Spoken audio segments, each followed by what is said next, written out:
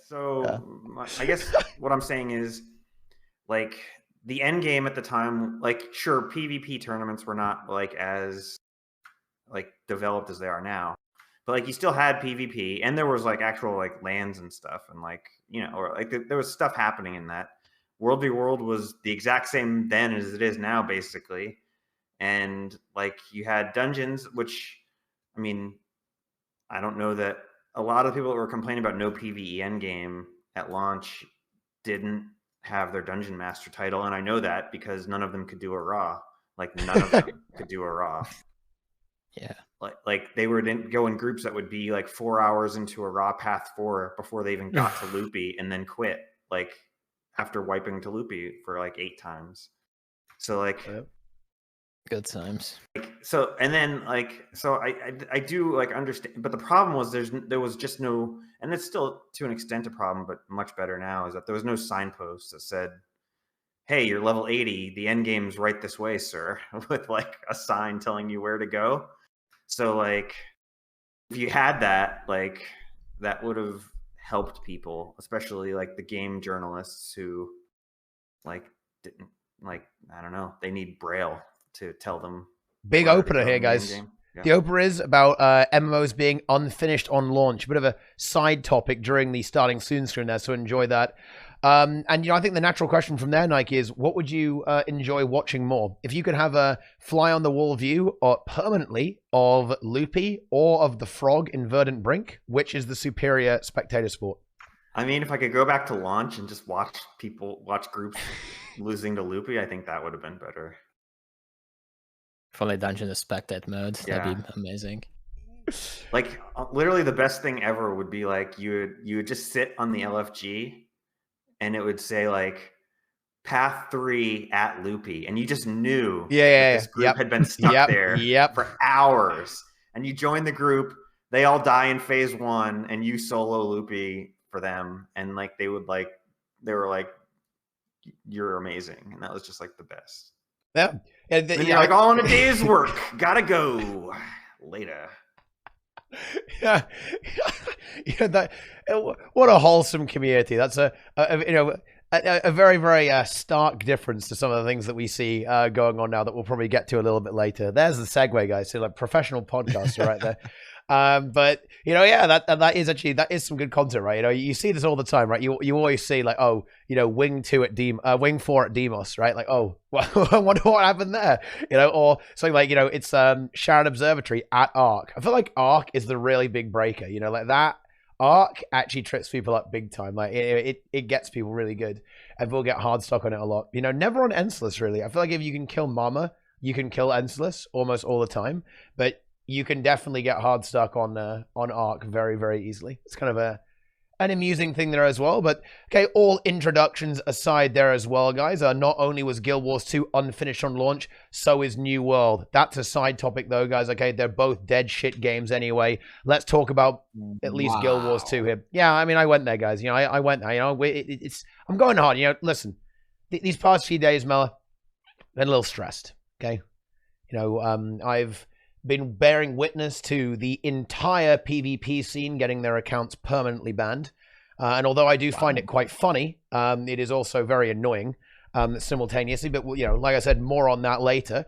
It's been a while since the last TeaTime, and I actually wanted to catch up a little bit on some of the topics that have actually been missed by the TeaTimes, because I just haven't had the time to do it, guys, okay? And no-lifing other video games, playing Guild Wars 2, trying to clean up everything at the same time. It's difficult stuff.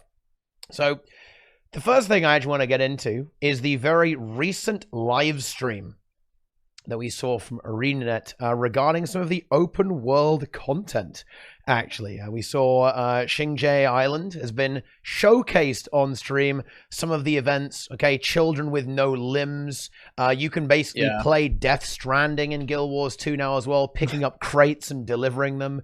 I mean, this is innovation, right? Innovation. You can even like drag it around in your mount. You have vehicle. Dude, you actually have freight gameplay, right? I really like what ArenaNet's doing here, because look, this is actually true, by the way, guys. A lot of people are really into stuff like Truck Simulator, right? You know, like even Goat Simulator, right? Like these simulator games, Farming Simulator, and now you can do that in Guild Wars 2, right? You can actually extend your role play. You can be FedEx basically, and go ahead and deliver things. Okay, well, I was going to say deliver things to children, but that seems a little bit not quite right there. But yes, you can do that. It's incredible stuff.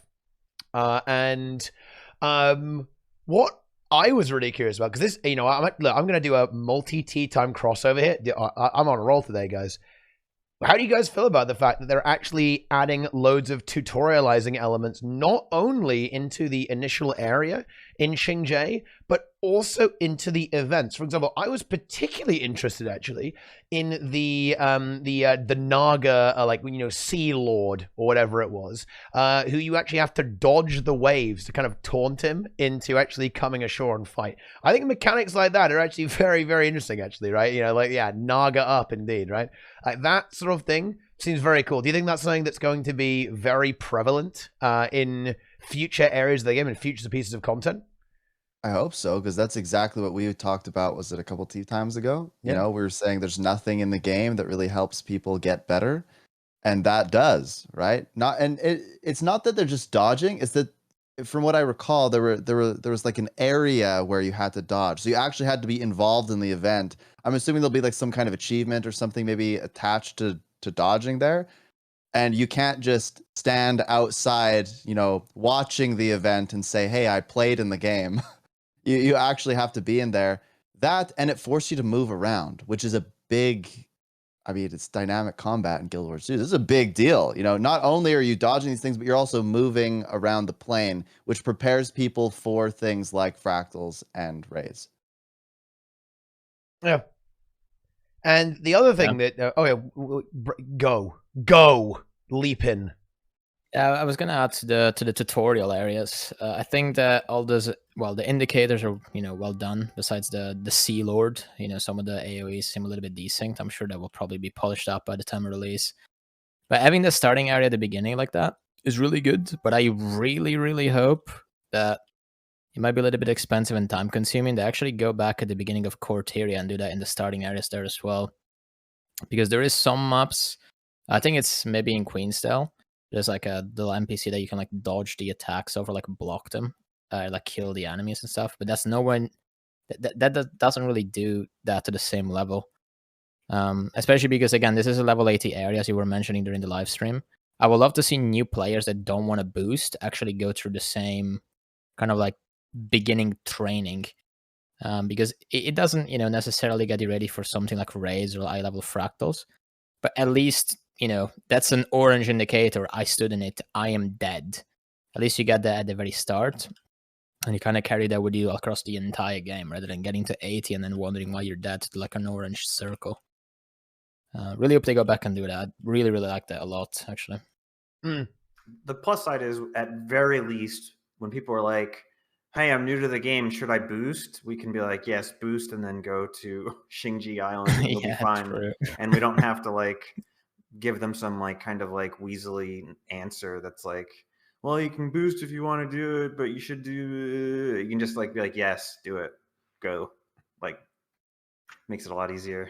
And this is definitely more of a tangent style topic here, but Guild Wars 2 is a pretty damn big game now, right? You know, we have our core game, we have Living Story 1 a little bit, 2, 3, 4, Icebrood Saga, Path of Fire, and Heart of Thorns all bundled in there. So if you actually want to play the game from start to finish, it's going to be pretty meaty, right? But ArenaNet I think they're actually pretty adamant about kind of maintaining a certain linearity in the narrative, right? I think they want you to kind of go through it. I think it's why the boost kind of drops you at Heart of Thorns, because they don't want to skip too much over it, even though you skip all of Corteria by doing that.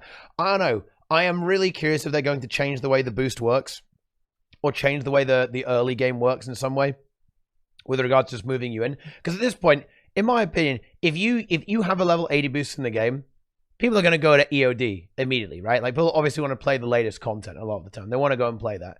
At this point, you are going to have zero context on who any of the characters are, which will actually be less of a problem, I guess, with Ender Dragons, because we are moving to like a completely different cast. I think there's going to be a few familiar faces, right? But it's going to be like a whole new bunch of gamers, right? It's not like, oh, We're gonna go to the somewhere interior, right? Like, wow, we know all these people, right? It's a completely different culture, a completely different area of the world. So I'm very curious if they're actually going to change this, and see if they can make it work a little bit better. That they almost seem to be hinting at that with Shing Jea, right? That they're saying, oh, it's kind of like get your bearings a little bit in the world, figure out what's going on, like how everything works, right? You've got this tutorialization of that zone, of certain events. I just wonder if they are actually going to really push new and returning players like directly there in some way.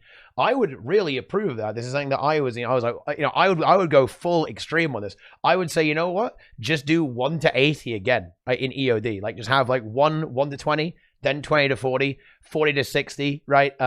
60 to 80, then like 5 zones, and then the final zone can be a level 80 max zone, or something like that. And just say, you know what? If you're a Guild Wars 2 player, it will give you an option. Start in Ender Dragons. Boom. Start in Ender Dragons. Easy peasy. The problem with that is that I guess it will be a little bit weird with the story. The story might not quite work if you do that. But listen, guys, no one knows what's going on anyway, right? If you're a new player, you've missed like 100 hours of story, right? You can't do that. It's like trying to make sense of Game of Thrones while only watching the 8th season. I mean, look, even if you already watched all the other seasons, that might not even work at that point, right? It's the same thing. You're not gonna have any idea what's going on at that point with this stuff. So I don't know. Like, what do you guys think? Do you think they would ever actually really push players, maybe even scale up? So in World vs. World, you scale up. Do you think they'd ever do something like that? So if you're level 1, you're actually level 80, kind of, in Shing Jea, something like that. Like instead of directly making it a low level zone. Would invalidate boosts, wouldn't it? Well, would it? Because you'd still level up. Well, there wouldn't be as much drive to buy a boost if you're basically just a level 80 when you're level 1. You just level naturally. It's fine. I think that would affect boost sales. Is what I'm getting at. Do you think a lot of people buy the boost from the gem store? Yeah, from the the gem store. But I think it's not worth it at all. But I know that a decent amount of people ask about buying it, so I would think that more actually do buy it. Yeah. My God. Like I don't want to say. Now that you get celestial gear, it's oh, great value. It's not a bad value. Okay, you get celestial gear, dude. Yeah. I didn't actually want to bring this up later, but we might as well do it now. Well, you don't get soldiers anymore. You get basically every build gets full celly now. That's so good. Yeah. Now it's even like I was saying, it's even easier to recommend people boost. Like boost, yeah, go to EOD, play. You'll be able to play Celly Catalyst on your Ham Rally. Think about it. Wait a second. You're telling me I could boost? Oh my gosh! I can boost one of my alt accounts and I can play like Celestial Condialac immediately in raids. Yeah. Yes. It's something that I really want to try. It's something that we're gonna go for actually. Pretty soon we're gonna do a full clear maybe of raids with just the starter gear, nothing else, right? Because when did this change? Halloween patch. Sneb is out of the loop, dude. Oh, I did not know this at all.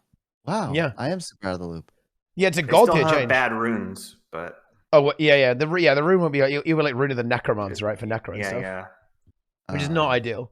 But just having full celly, if you think about it, it's the obvious choice. And this is another thing that they're doing to kind of ease new players in, right? It's the same thing as the tutorialization of Shing Jea, I think, very linked topic, is that they're saying, you know what? When we give players freedom, they make loads of really bad choices. Let's give them every stat in the game so they cannot make a bad choice. It's the obvious solution, right? Like, you now pretty much, no matter what weapon players use and no matter what traits they pick, it will at least do something, right? You aren't going to see like a necro in like full soldier gear with scepter anymore. Like, because now they've got Celly. So if they have a power weapon, a Condi weapon, right? Healing, it's all gonna work, right? It's actually, I really can't overstate just how much of a good change this really is. It is a fantastic change for the game, in my opinion. Yeah, the Reddit thread about that was really frustrating because, and I understand that like a lot of people on the Reddit wanted stat selectable, but that is like, and I can, like, if I didn't think about it, if I didn't put any thought into it, I might have also said, like, yeah, stat selectable is a good idea. But really, like the logic that you're not letting people make a mistake and you're letting people play whatever build they want, like without like screwing it up too badly, like that's just so much more compelling than stat selectable. And I think we literally all know that people, if you gave them stat selectable gear, would be running around with gear that they haven't selected the stats in. Yeah, it would be well. like this guy would have like whatever stats come on Rune of the Necromancer, and that would be the only stats in his entire build, and he'd be feeding like constantly everywhere, and it would be terrible. So like you can't, like didn't we show Ben that like the pop-up that says like you have gear with no stats selected like goes away if you change maps or something like that? Like so like Ben didn't believe it, but then like you showed him on stream, like if you like it's easy to miss. It is easy to miss, yeah. I'm not sure exactly what it was. But yeah, there was something that didn't quite behave right about that prompt. I think it does come back when you relog. But yeah, I think, you know, if it goes away, then it's just kind of gone. And you know, you'll miss it. And yeah, a lot of people probably do run around with no gear. I think this was a story actually that I heard like a long time ago, right? When Rev came out, they kind of messed up the default Rev build for PvP, and it didn't have an amulet. Okay. And well, you can probably see where this is going. But it turns out that a huge amount of people who like logged on to play Rev, play a bit of Herald, like when HOT came out, were playing with no amulet. So they were like, wait, Rev sucks. Rev is garbage, right? This is I do no damage, right? I've got 0 DPS on this shit class. ArenaNet, buff it, please. But they had no amulet on. I heard another story with this about, it might have still been Rev maybe, but there was another class in PvP near the start of the game apparently that only had like an offhand weapon or only a main weapon. Oh no. And people only, I'm not sure if I'm pretty sure I heard about this somewhere, but apparently people actually only play with main and their offhand the entire time. I remember, well, I remember that like Thief, the number 3 skill, like the combo skill, if you only had a main hand, had like a different combo skill. So there was like this idea that you could theoretically play with only a main hand because it like has like a unique combo skill if you're solo wielding. So people were like, yeah, that's my build. I'm main hand dagger, no offhand. That's my build. I mean, they actually buffed those skills, right? So there must be like a reason. So there must be like 2 role players out there that are like, I play main hand sword on my thief, no offhand. That's my headcanon. I gotta have my other offhand free so that I can steal your purse or whatever. Like, oh my god! Gotcha.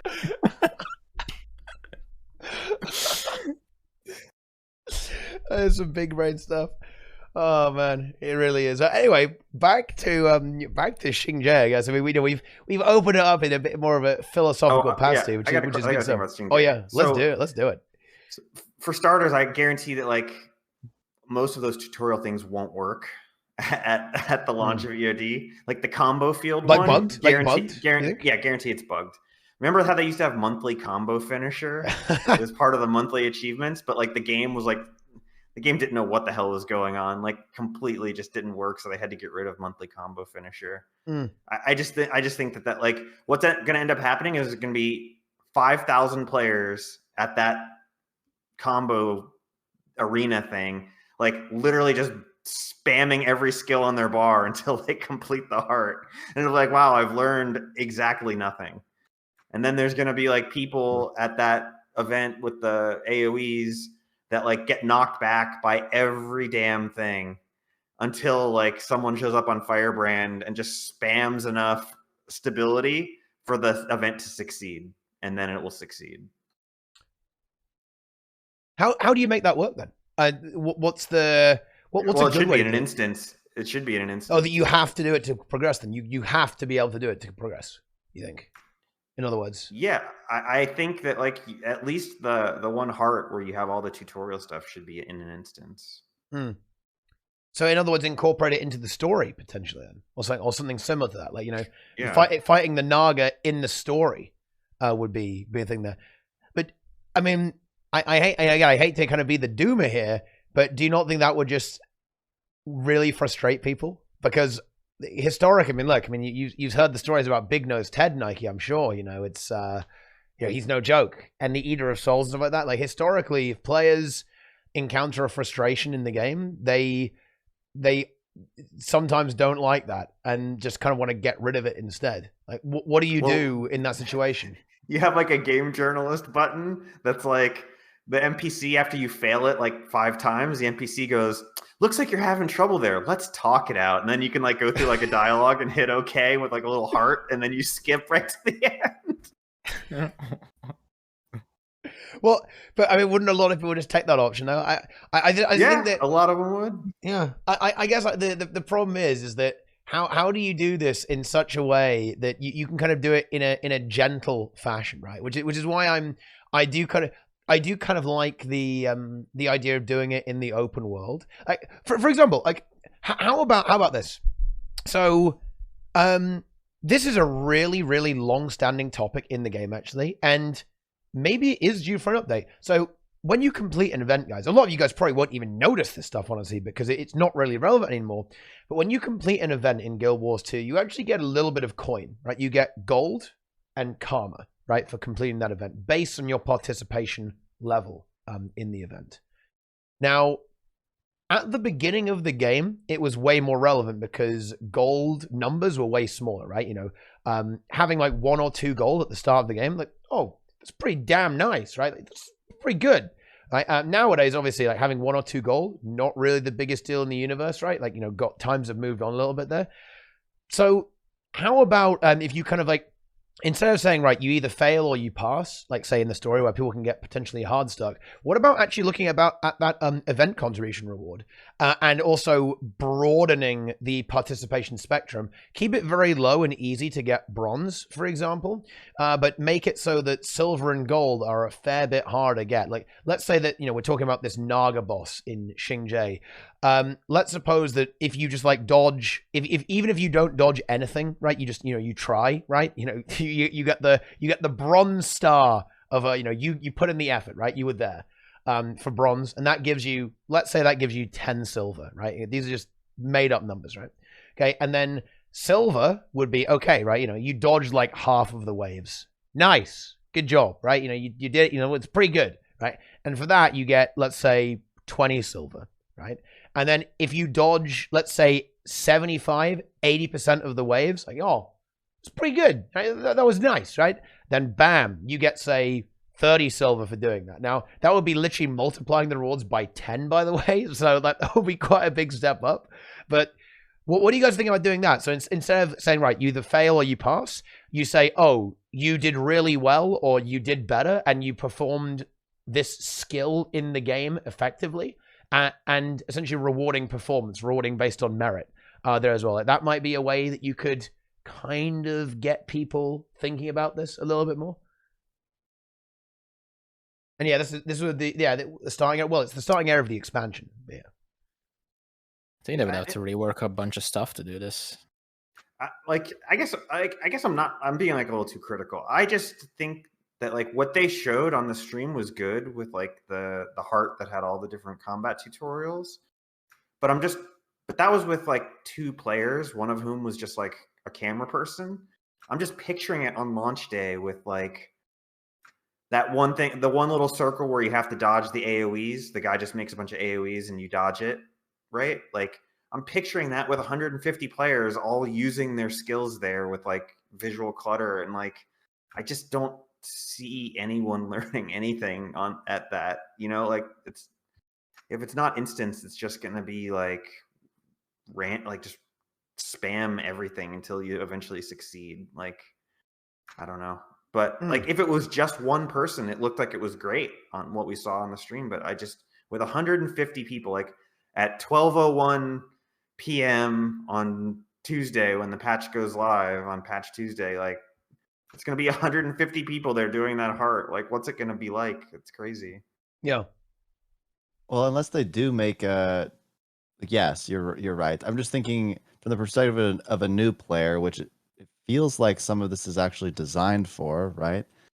I don't feel like a brand new player is going to play EOD the moment it comes out unless they have a starter area in EOD, right? Most players are going to be forced to go and start at one of the 5 starter areas, go through that mini tutorial or whatever, and then wander around for a bit, use the boost. Now they're 80. Now I suppose they can go, but they have to have done something beforehand.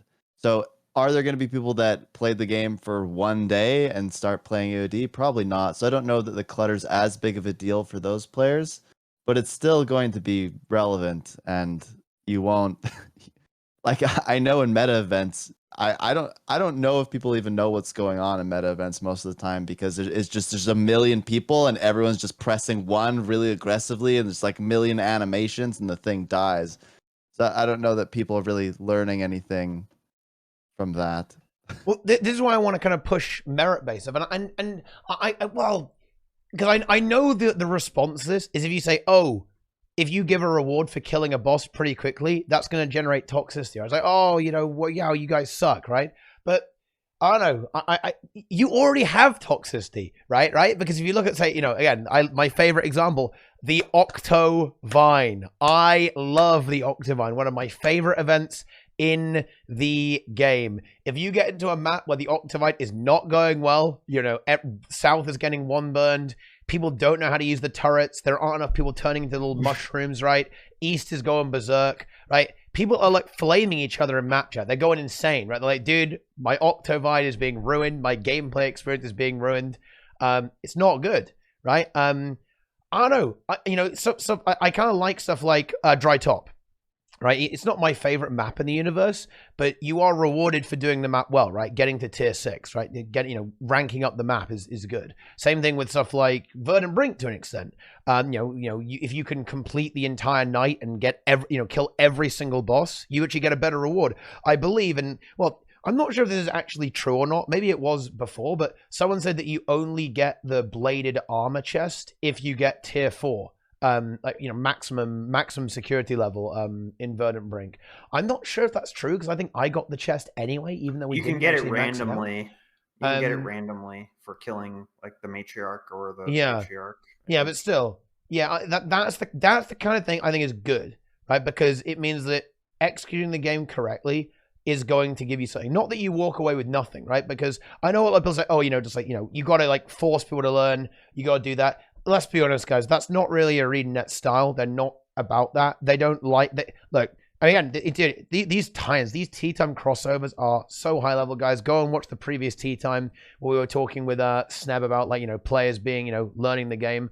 Okay, ArenaNet has designed the story so that you cannot lose. It is actually impossible, right? If you die in a lot of the story, NPCs will revive you, and the boss doesn't really regenerate health. Like, you can't fail. It's like not possible. ArenaNet say you are getting through this whether you like it or not, right? Like, no matter how determined you are to fail, the game will not let you at some point. So they're obviously not going to do like the whole like, okay, right, if you can't do this, you can't make it through, because inevitably, no matter how low that barrier is, some people won't make it. Great example, Nike was talking about journalists. Let's talk about the Cuphead review, the infamous Cuphead situation where the journalist was struggling to even jump over basic obstacles, right? During that tutorialization phase, right? If you have any kind of skill barrier, no matter how low it is, you are excluding someone. And, you know, we've seen this, guys. If there's another classic example with Mario, right? Is that some people die to the first Goomba, right? You know, they just, you know, they see the Goomba and they go in, right? They touch it and die and feed within milliseconds. Any kind of barrier will necessarily exclude some people, and ArenaNet don't want to do that. So that's why I think you have to go on the kind of softly approach and say, hey, if you do a little better, get some more loot. Get some big loot right there. And I know that it won't necessarily make people better in general. It will make people better at doing that specific event. But I think it's better than nothing, right? Like, you know, it's, a player going like, ooh, you know, I got rewarded for dodging these attacks. That was pretty good, right? I get extra loot now. And you could also make it very, very personal in a way. This would be like a weird thing. You could almost have like repeatable achievements for world bosses. So like if you complete the achievement every time you do a world boss, you get a little bit of extra loot, for example. That would avoid having to rework the event rewards. So, you know, let's say Drakkar, right? Sneb's a big fan of Drakkar. He loves this stuff. He loves Javi. Okay, you know, it's a cult. It's role play. They added the Javi mini pets. Yeah, Javi mini pet. He also likes the portals, right? You know, he loves that stuff. You know, portal gaming, right? You know, porting off the map, right, into the void. But regardless of that, let's suppose that every time you did the Drakkar achievement where you have to not get hit by 20 AoEs, and you did that every single time, and you got an extra 5 silver, right? Because the event, by the way, that might not even be enough, because the Drakkar event is actually worth around 5 gold on average when you complete it. That's kind of a little known fact. There's actually a really good gold event if you can do it relatively efficiently. But anyway, imagine if every time you did that, you also got an extra 10 silver for dodging enough of those AoEs. That, I don't know, that would kind of make people do it, I think. Like, or at least something in that direction might help. And if you continued... Well, you don't think so? No. Okay, well, the problem is that you can get that achievement for AFKing.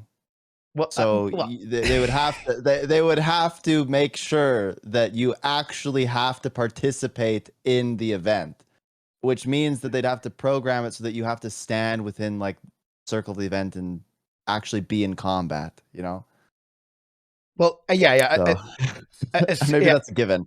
Assuming that it's not you can't do it by AFK. Because you currently can, I promise. That's actually how people recommend you get that achievement at Drakkar. Oh, no. You stand away from the fight, and then when the fight's just about over, the hero of Drakkar swoops in and attacks with their auto attack and gets both the achievement and the entirety of the loot. Nice. Yeah, that's what I meant. That's what I meant earlier when I said that to do something like that, they would have to rework so many things. I don't know. I don't think they want to do that, to be honest, because it's not just adding numbers. They would have to. It would be so good for the game, though. Oh. It would be so good. So good. You know, in a way, I don't know. That's also why I think they'll take so long. But like, if they do this and also add the tutorial system from like the new content map at the beginning of every starter area, I think a combination of those two would be really, really good for new players. Because people that don't actually buy EOD, but only buy like POF, for example, people that even only have the core game, they shouldn't get like if you don't have the expansions, you should not be allowed to play the expansions. You shouldn't have like a worse new player experience in Corteria, right? So even the Corteria maps, in my opinion, should have like a better like starting tutorial, because some people are actually not going to buy the expansions until they get to like 80, and then when they get to 80 with Corteria, then they buy the expansion afterwards. It's like their core, the like tutorial, that they're like leveling to 80 at the beginning of the game is going to be so garbage if there is no actual tutorial at the start. Then it's almost like the demo of the game, right? You're demoing the game, and if the demo isn't good or it's boring or whatever, they're not going to actually buy the game. You're right in that. I've actually had players that have been like, "Hey man, does this game get any better? Because I'm level 45 right now, and all I'm doing is running around, and there's all these weird little heart quests, and I don't see many other players. And when I do, they don't say anything, and I don't have to say anything. We just kill everything. Like, where's the game?" What do those players expect, honestly? Like, it's not like any other MMOs have a better leveling experience than that. Like, Final Fantasy, you're essentially watching a 9-hour cutscene and with like shit gameplay.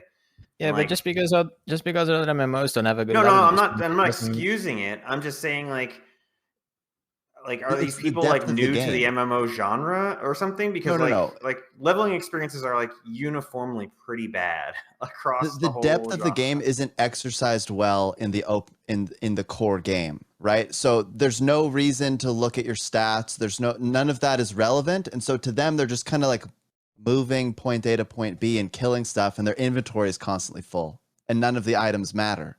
So there's this weird like, okay, well, I don't feel like I'm really doing that much because there is no gear treadmill, and the gear that they get as they're leveling is just all sufficient. Like everything is doable. You could be naked running around and everything would die, right? So I think that's where a lot of people are coming from. They don't see the depth of the game right away. They don't understand what boons are doing because it doesn't feel like it's doing anything. If they just feel like they're killing everything anyway. So they get to like 40 or 50 and they're like, Sneb, what's with the game? And I go, yo, like the game, if you get into fractals and you get into raids and stuff, the game gets actually really complex because you need to max your boon uptime. But what are boons, right? That's what I'm getting at. The depth isn't highlighted well. There's nothing. You don't know what boons or condis are, even after you probably raided once or twice. Yep. And that's actually most players, right? So yeah. There's a lot of stuff lacking from the beginning of the game. What's the solution there, though? I mean, because, you know, essentially we're addressing this issue. The thing that concerns me, once again, about EOD is that I love to see all the stuff on Shing Jea, and I love how this has turned into a giant meta conversation, very appropriate. But we love, you know, this is really cool, right? You know, I love all the new events, right? Like the zone is going to be very, very pretty. It's going to have mounts. You get mounts for free, and you also get gliding for free. God tier change, by the way. Very good. That very everyone good. Gets, yeah, that's a really good change. And a nice addition there. So you get all this stuff for free. This is awesome. Love to see it, right? But that is not going to be the first impression that new players get. Because I actually agree with Sneb. A lot of people are going to go, oh, I'm level 1. I'm going to start at level 1. I'm going to play through all this stuff. Awesome, right? Or they're going to boost and go to HOT or maybe EOD when the expansion comes out. But we are in this super weird spot that happens with a lot of old MMOs, right? Like, obviously, that the game now is absolutely nothing like the game as it was there, but that experience still exists, right? The old version of the game is coexisting with the new version of the game. So you have these different design pillars existing in the same space, and they haven't really been updated outside of adding like a ring of spikes that you can dodge roll through. You know, funnily enough, I actually do like a lot of the tutorial achievements in the game that they've added. Like, you know, it does have like do map completion, eat food, right? Eat consumables, right? Stuff like that. And I think that should definitely be expanded upon. But the issue is the game doesn't actually point you in that direction whatsoever. Because, well, now this is where the conversation absolutely balloons, in my opinion. Why is there no proper, like, actual good version of a quest log in this game? Like, why can you not see all the, you know, you have, like, suggested achievements and stuff like that, but it's not the same thing, right? Like, the game needs to be, like, directly pointing you at all these different things that you could do, right? Particularly with regards to the tutorial. There should just straight up be, like, a list of things that you should just complete, right? Like, imagine if we had an achievement log, like OSRS, right? Where you go and it says, hey, you got to do, some of them are like quirky, fun little things, like do this emote at this spot, right? Some of them are just really silly, but in Guild Wars 2, that could translate to do this event chain, or go help this person with their, like, you could make it more role play, but you know what I mean, right? Like suddenly you're moving around the map with more purpose. And I mean, that's the point of hearts, right? The hearts were put into the game to try to guide people around, but you're right. Like there's not a lot to help say what's actually going on. There is no quest log. And so people go, I'm lost. I give up. It happens a lot. How would you guys feel about just straight up adding, and I know a lot of people would hate this. This would probably make people big mad, but I have actually, listen, guys. Whew, oh my goodness. Oh boy. I am a radical gamer now, right? Because I know that you know, some people might have takes on Guild Wars 2 taco here. Okay, there may be some Tekkit enjoyers in the chat. Okay, marker packs. I am actually at the point right now where I would just say put that in the game by default. You like that find 60 rocks in Draconis Mons, Mela? You like that shit, dude? Okay, you know, yeah. Okay, yeah, you enjoy that? You like find 40 Mersat token Sneb? You know, you like that stuff? I love it. Okay, I think all these achievements, all the tutorial stuff, if you select it, if you track it, it appears on your map. And it literally just tells you where to go. Because I think the fact that, you know, if you want to learn about Guild Wars 2, you're going to have to go and watch a guide or, you know, look at the wiki. I'm sorry, guys. You know, it's not okay, right? This is ridiculous. No one's going to do that. Like, literally no one does that shit. Like, the lack of information about the game is why people get stuck and why people get confused. And it's also why, if you look at content that's really popular about Guild Wars 2, what is it? It's guides, it's new player experiences, stuff like that. Because no one knows what the fuck is going on in this game, right? Like, it blows my mind. Guild Wars 2, the casual MMO, but it's so, like, opaque that you actually have to be a little bit hardcore to even begin to understand what to do. Like, what even is that, right? Doesn't make any sense. Like, with the way the game is actually set up there as well. You can look at these, quote-unquote, oh, yeah, hardcore MMOs. Dude, if you look at WoW, you can literally look at a boss's mechanics, right? You can go through a dungeon log. It will tell you how to do the boss, basically, in the game, right? Immediately in the game. And that's there for every boss in the game. Even for Mythic. Even before the boss comes out sometimes, because of the way the PTRs of it does. This is the hardcore World of Warcraft. Oh, my goodness. Like, that game, oh, they've got DPS meters. They've got parsers. Oh, goodness me. These people are insane, okay? But Guild Wars 2 doesn't fucking have that. Right, you can go into a boss, you've got no idea what it does, it will smash you into oblivion, right? Same with fractals, same with raids, same with dungeons, right? Go into Giganticus Lupicus, half the telegraphs don't work, right? You could say that about every dungeon, and it randomly one-shots you, okay? That's Guild Wars 2. That's Guild Wars 2. In a nutshell right there. You love to see it. No, you don't. No, you don't. That's why we need to just get people to boost and go to Shing Jea Island and not have to deal with bad legacy content. That's the core of the issue. Would you do that? Would you just say, if you buy Ender Dragons and you make a new character, it drops you at level 80 in EOD and you opt out of the boost or something like that? So instead of the boost being opt-in, would you make it opt-out?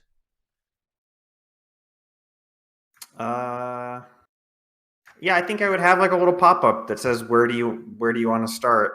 And like, you can have like level 1, like core game, or then like End of Dragons with like big shiny font around it, like flashing at you, like click me. Like, and you go like right to level 80. That'd be great. Yeah. But because this is something that is on my mind a lot, and I can't get it out of my head whenever they talk about, oh, look at this cool new tutorial thing. It's like, this tutorial is literally in the 3rd expansion. You know what I mean? Like, yeah. to get to, so, just imagine like the actual play pattern that we're seeing here, right? Like, if you will, okay? So they've added this tutorial to the first zone of Shing Jea Monastery, right? Okay, so to get to this new player tutorial, you have to play through the core game, play through Living Story Season 2, play through HOT, play through Living Story Season 3, play through Path of Fire, then Living Story Season 4, then the Icebrood Saga, and then you get to the tutorial. I mean, it's obvious that that's not what they expect people to do. Like, they expect people to boost, and I think that that's like a reasonable expectation. Obviously, they expect people to boost. And even if they don't, what they expect is people that have not played the game in 4 years and come back to the game for EOD and already have a level 80 character, but they've like forgotten how to play, will just need like a refresher. Yeah, for sure. And I think you are right there. It is I think it is not just, it's a bit of hyperbole, right? It's not just new players. It's definitely very targeted at returning players, as you say, right? Because I think ArenaNet are expecting a huge influx of people who kind of drop the game and were like, yeah, this game, Omega, right? I'm going to play Final Fantasy or something, to actually come back and give it a try, which is definitely a realistic expectation. But I do think this does highlight the issue of, I think a lot of MMOs struggle with this in general. I mean, look, I mean, I think World of Warcraft has reworked its like new player stuff twice now, I think. First with Cataclysm, and now they did it again with Shadowlands, like adding this like idea. And this is what WoW did, right? WoW to say, you know what? You can level in whatever area you like, basically. You can go and play through one of the campaigns to basically get to max level. But I don't know. I do think it is actually a bit of a problem, because I get that a lot, like when I'm streaming, people say, I'm level 25. Is this it? Right? Like, is this all the game is? Right? I get this like every day, right? I'm killing like level 35 bandit. It died in one hit, right? Like, where's the gameplay? Where does the game like kick in? I died to Big Nose Ted. Can I have a refund? This stuff it's really problematic, right? It causes a lot of problems, I think, for the game. It's not something unique to Guild Wars 2, but I think EOD needs to address that. I know they've got a bit of time left. They got 4 months, but they need to be looking at either the basic starter areas and like reworking them a little bit, like changing the way events work and modernizing them, or just like funneling players to EOD very hard. Because there are a few things they've done recently that are great, right? I love the Celestial change. I think adding really well telegraphed animations to the festival. I am a big fan of that as well, actually. I played through the Labyrinth and all the bosses are super well telegraphed right now. The Horror's got his like orange rectangle that's going to kill you. The Lich has loads of warning markers there as well, stuff like that. There's giant fire for the new boss there as well. The giant candy corn guy has like markers telling you to go in the AoEs. Stuff like that is really good. And I just hope they can roll that out across the entire game, I guess. But I'm not sure if they will, because that sounds like a lot of work to rework the starter areas. Well, I had a thought, like, oh, hold on. Do you think that they're going to even give a free-to-play option with the Steam launch, or is it going to be expansion only? Like, I don't think when they launch on Steam that you'll be able to play free-to-play if you play through Steam. I think free-to-play is very eye-catching for people that actually use Steam a lot. Just go in the free-to-play category and you see Guild Wars 2. I think that's really good. Yeah, they'd want to be top of the free-to-play category. Yeah, that makes sense, but they might not do it, but they definitely should. Yeah, it would be silly to not have free-to-play on Steam because there's no risk, right? I mean, I guess you could argue that there's less risk with Steam anyway because you can like refund games or whatever, can't you? I don't know if you can still do that with games like Guild Wars 2. But anyway, there's no risk. You're like, oh, I play this game for free. If I hate it, I never touch it again. Boom, there we go. I think making something for that. I mean, that's the reason why companies all over they all have like a free trial. They're just trying to get you to test it because they're confident enough that you'll like it and then want to buy it. And if you don't buy it, they don't lose much anyway. I don't see why they wouldn't do free to play. Yeah, I think free to play is very. I don't think they would get rid of it. It's one of those things that I think it definitely confuses people a little bit. Like, why did Guild Wars 2 go free to play? But it definitely does give you a big hook, right? When people are looking to play a new game, like the initial investment is something that makes people question it, right? And Guild Wars 2 having a low box price and also the free to play option, I think it makes people very inclined to at least try it, right, and have a go. At playing the game to see if they actually like it or not.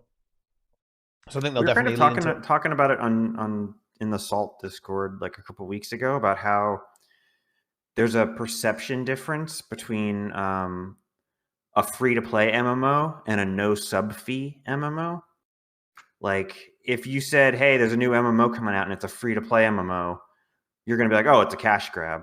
It's a scam." Like it's a Korean like thing. But if someone was like, "Yeah, there's a new MMO coming out and it has no sub fee," you're gonna be like, "Oh shit, that sounds interesting." Like that sounds like a high quality game. So it's weird that like I wouldn't necessarily like maybe it would be in the free to play category, but I would the marketing has to be no sub fee MMO because it plants the seed in your head that like the quality is of a sub game, Yeah. Like versus like free to play cash grab. Free to play says mobile pay to win, right? Like that is just true. I think that is so associated with that term that it's unavoidable. If you say, "Oh yeah, it's a free to play game," people are immediately going to say, "Okay, what's the catch? Like, where are the microtransactions?" In the gem store is the answer, of course, but like they're immediately going to be suspicious of the game. It's one of those things that definitely does have some negative connotations and some negative side effects when you do make your game go free to play. And it's funny. Do you guys remember this? ArenaNet know this. ArenaNet knew this because they didn't say free to play. Do you guys remember what they called it? I don't. They called it play for free. Okay, I shit you not, guys. By the way, okay, like I'm serious. In a clever turn of the phrase. Yeah. In all the marketing, they always said play for free, right? They never said. I think they never said. Wait, I think I'm right. I think I'm correct in saying that. think they always said, yeah, even now, if you go to the website, it says play for free, right? Like it's always like play for free, not free to play, which is sensible. Purposeful. Yeah, of course. Yeah, it's intelligent because when if someone asks me or someone tells me it's a free to play game, I immediately think the game's pay to win, right? Like no shit, obviously, because they have to make money, right? They're going to be making money somehow, and if they aren't selling box prices, they aren't charging you a sub fee, they're going to be milking you in some way aggressively in the game, like that. Like I got no shame in admitting that, guys. Like that's how it is. Right? Oh yeah, the marketing, there as well. I mean, look, guys, ain't it? Marketing's on point, okay? Should have been Ga instead. Ga, dude. If it had been Ga, that would have been epic. That would have been good. Yeah. Do you know what a really good ad would be? This would be good. They should get like an ad that randomly generates one message from Twitch chat and just puts it in the ad, right? Every time. So like every time someone sees a new ad, it's just that message. I mean, that would be interesting though, because oh, holy shit, dude! Imagine seeing an ad for an MMO and the message is this game is just this game is dog shit. I'm uninstalling, and then like a quote, right? Like that's the quote, like quote, right? Why? That would be, I mean, dude, I would click that. Right, you know what I mean? Like, imagine if you saw that. Like, the ad for the game is saying that it's a terrible game and they're uninstalling. Like, to me, that would say that the company's got some balls, right? There, you know what? Our greatest critics, we put that in our ad, right? Like, that's what I think maybe a better tactic would just be to be like super like fucking bold and just be like, this game is better than World of Warcraft. like just come out and say it. Like, I mean, this game shits on World of Warcraft. Like, it's not whether or not you believe it's true or not, like, just fucking say it, man. Like, throw it out there. You're not gonna get like. I don't think negging yourself is the way to get people, but.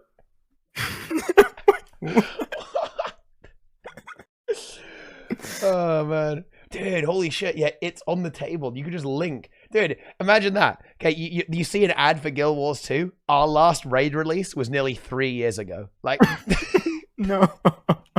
Our last raid release was so challenging that the community's not done with it after 3 years. We have the next raid ready to go, but the community isn't prepared for it. Yeah. I like it. Let's go. They just link to the GitHub with all the content. Yes. They'll be like, only 1% of the player base has beaten Wing 7.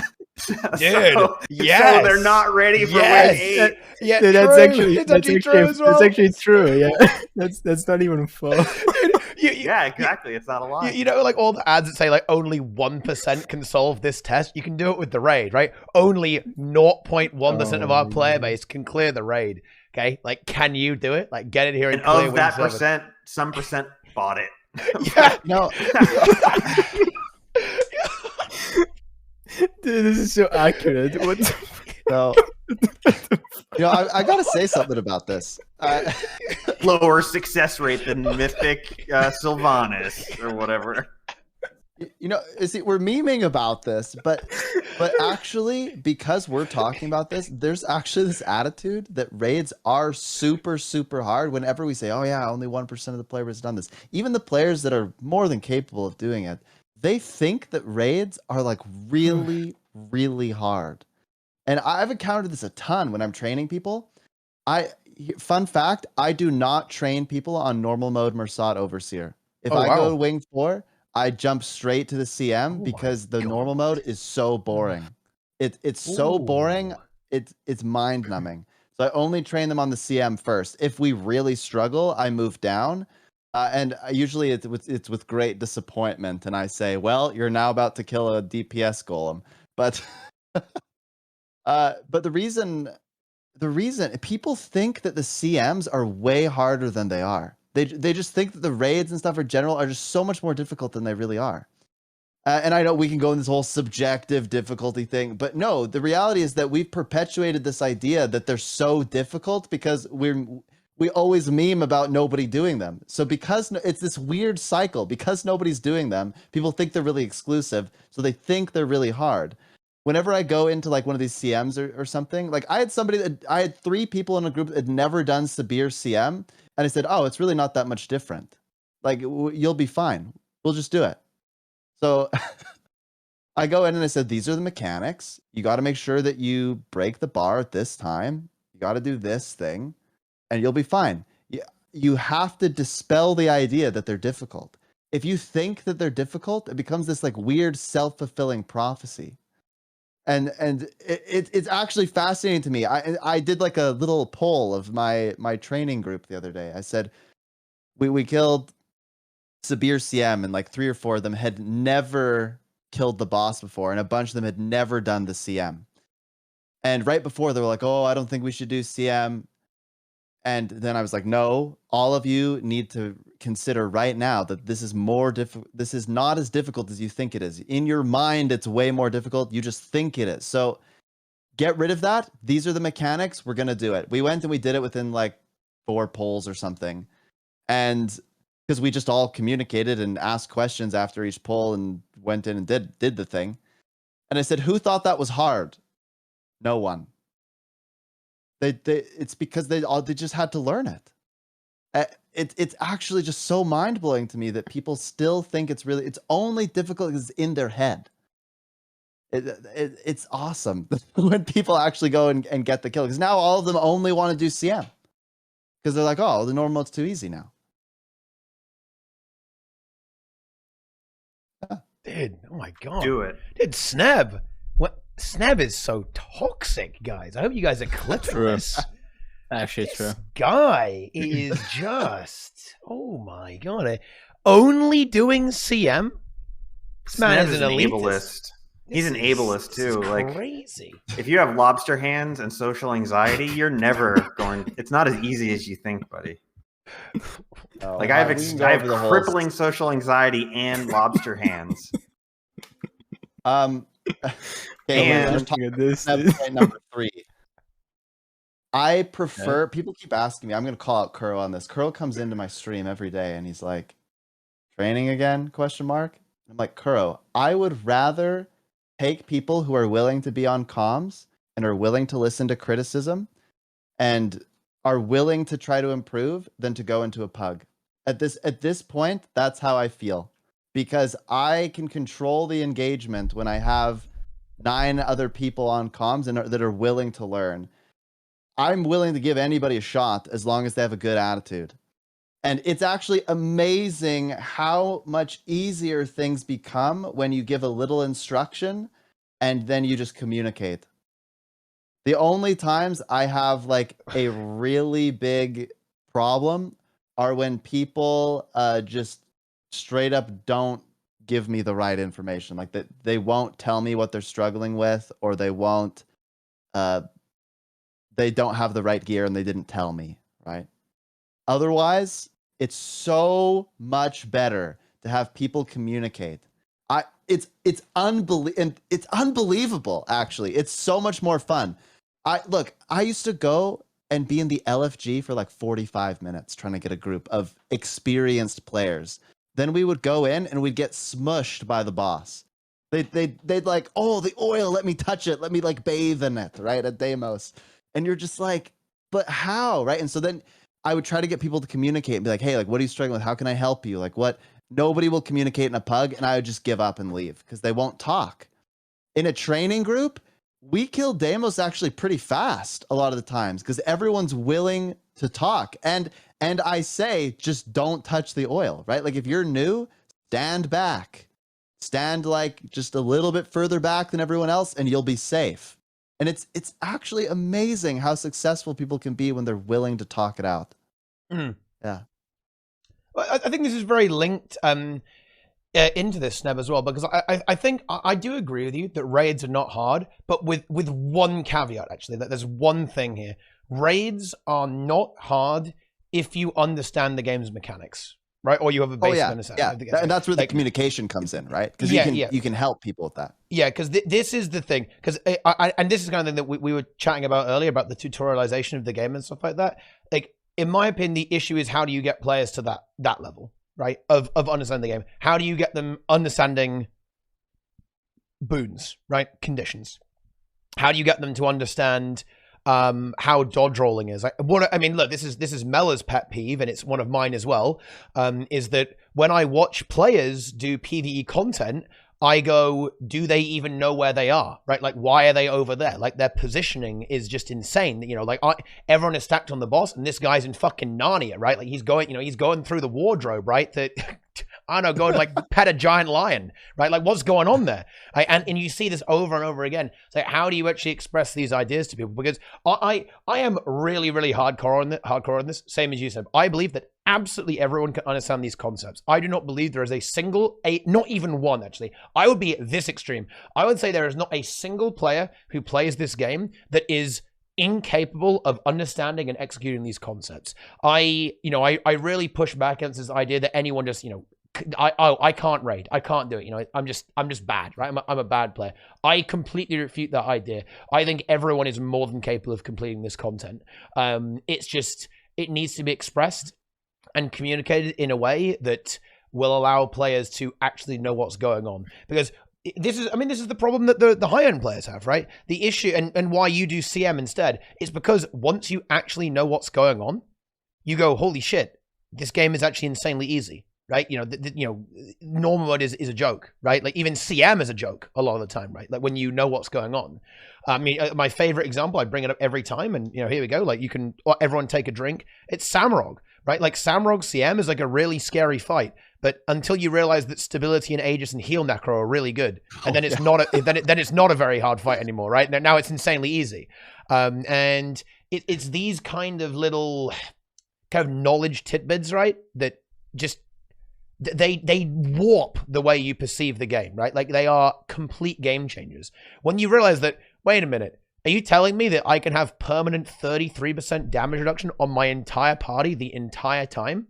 And when you realize that, you go like, holy shit, protection's ridiculously overpowered. And Mela was talking to me about this recently, actually, and this is, oh, dude, I love data so much, I'm going to coom. Right, anyway, so Mela was telling me that he was looking at Guild Wars 2 Wingman, and it turns out that almost all of the fail groups for a lot of encounters have low protection uptime.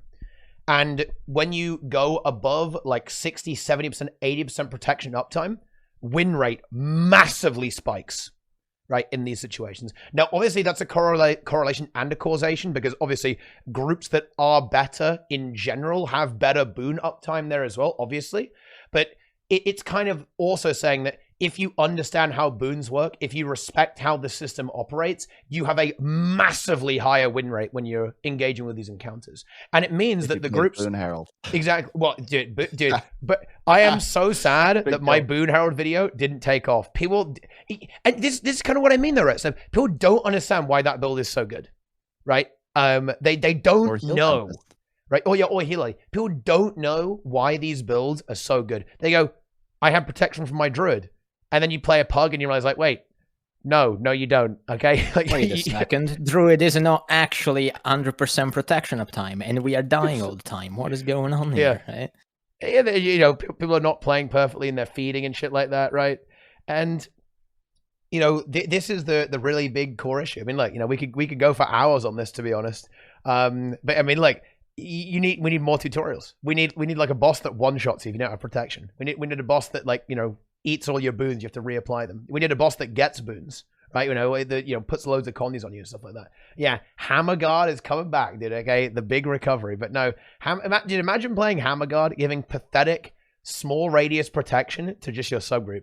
You play Boon Rev that gives it to your entire group, and it gives other boons as well, and it does 1 million DPS too. Nice, feels good, man.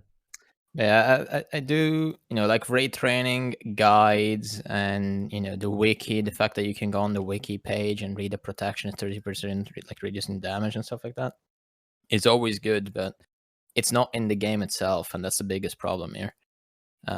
Like, every game is going to have guides, every game is going to have, like, tutorials, every game is going to have, like, speed runs and stuff like that, but something as basic as understanding boons needs to be in the game itself, because it's just so important, right? Like, I shouldn't have to explain to a raid group, I shouldn't have to explain someone in the raid group, hey, stay closer to the group, because you are dying, you have no prot, you have no regen, they should already know that, you know, if we stay close to the group, I mean, maybe they wouldn't know that, you know, the druid gives protection, the Bunero gives protection, but you know, it's a group game, right?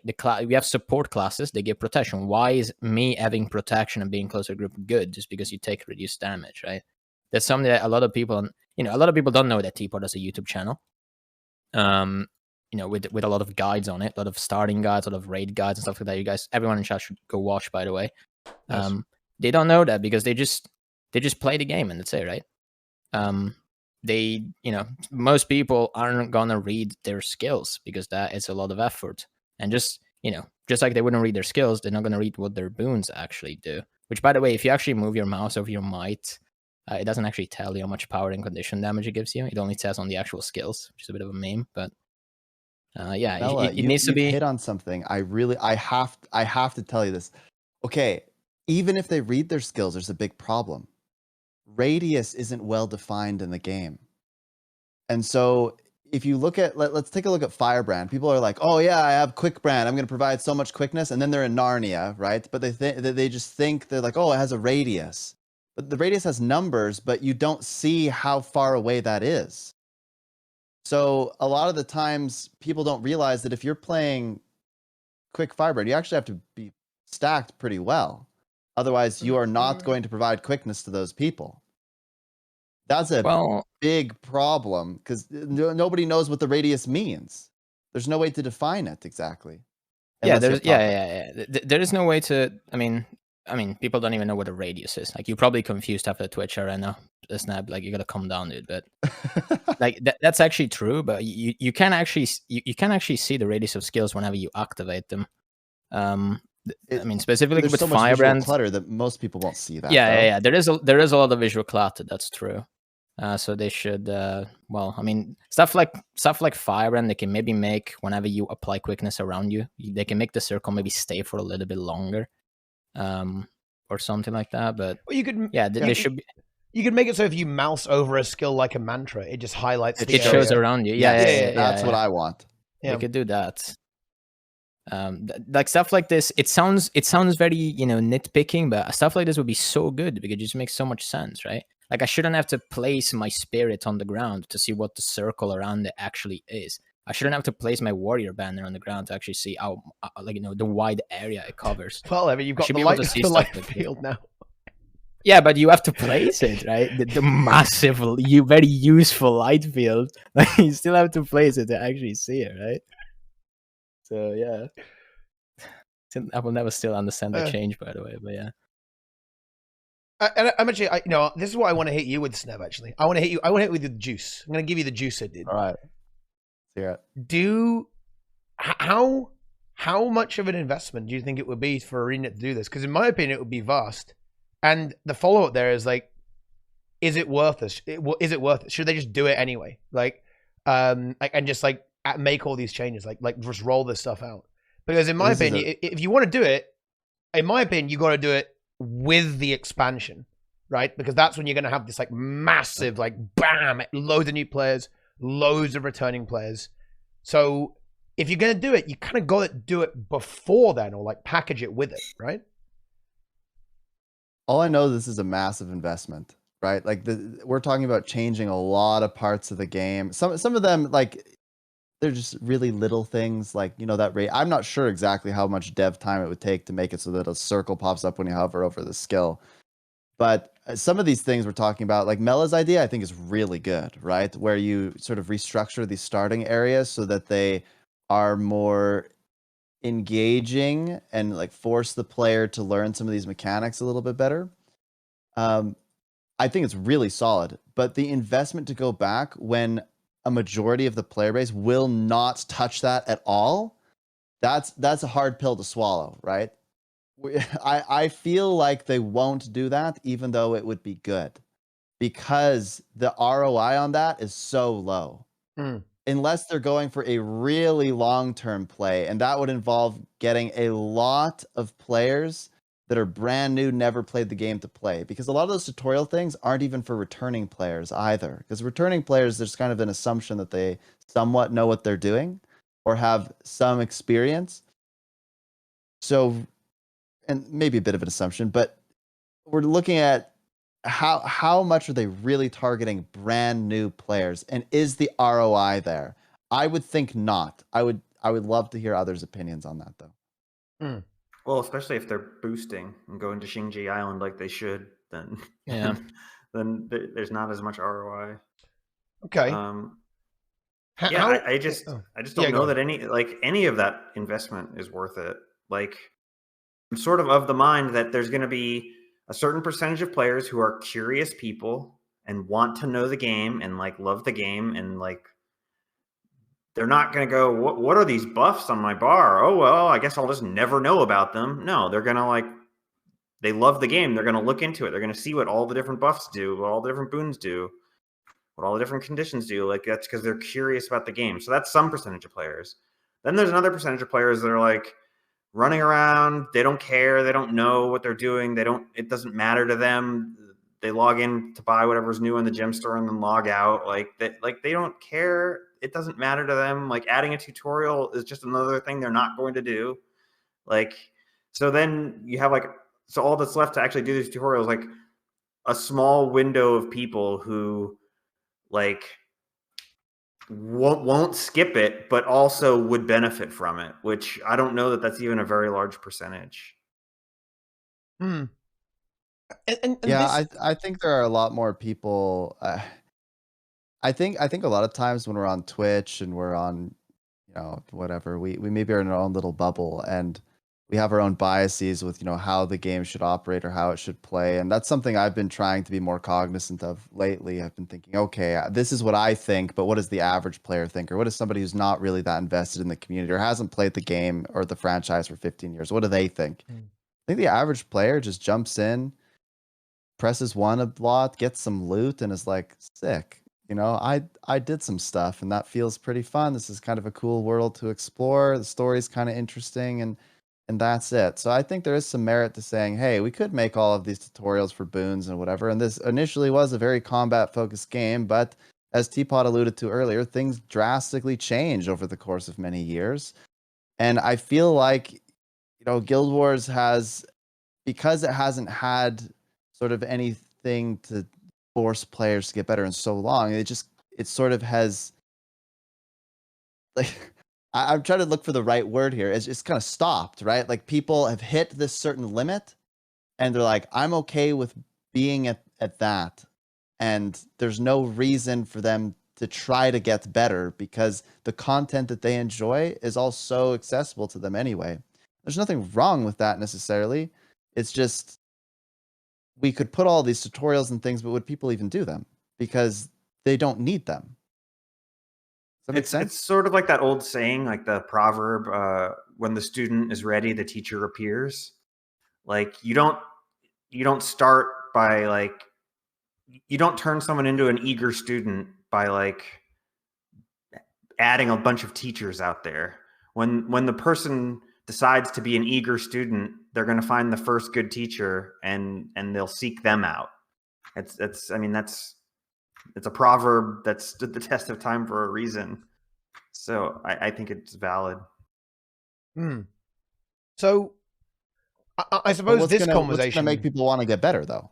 Well, there's a bazillion resources for people that want to get better. No, but like, what's the motivation, right? Usually it's people that just want it. But, yeah, exactly. Intrinsic motivation is like why most people are better or get better. Well, yeah, I mean that's why I got better at the game, is I just wanted to. But the problem is that most players are not like that.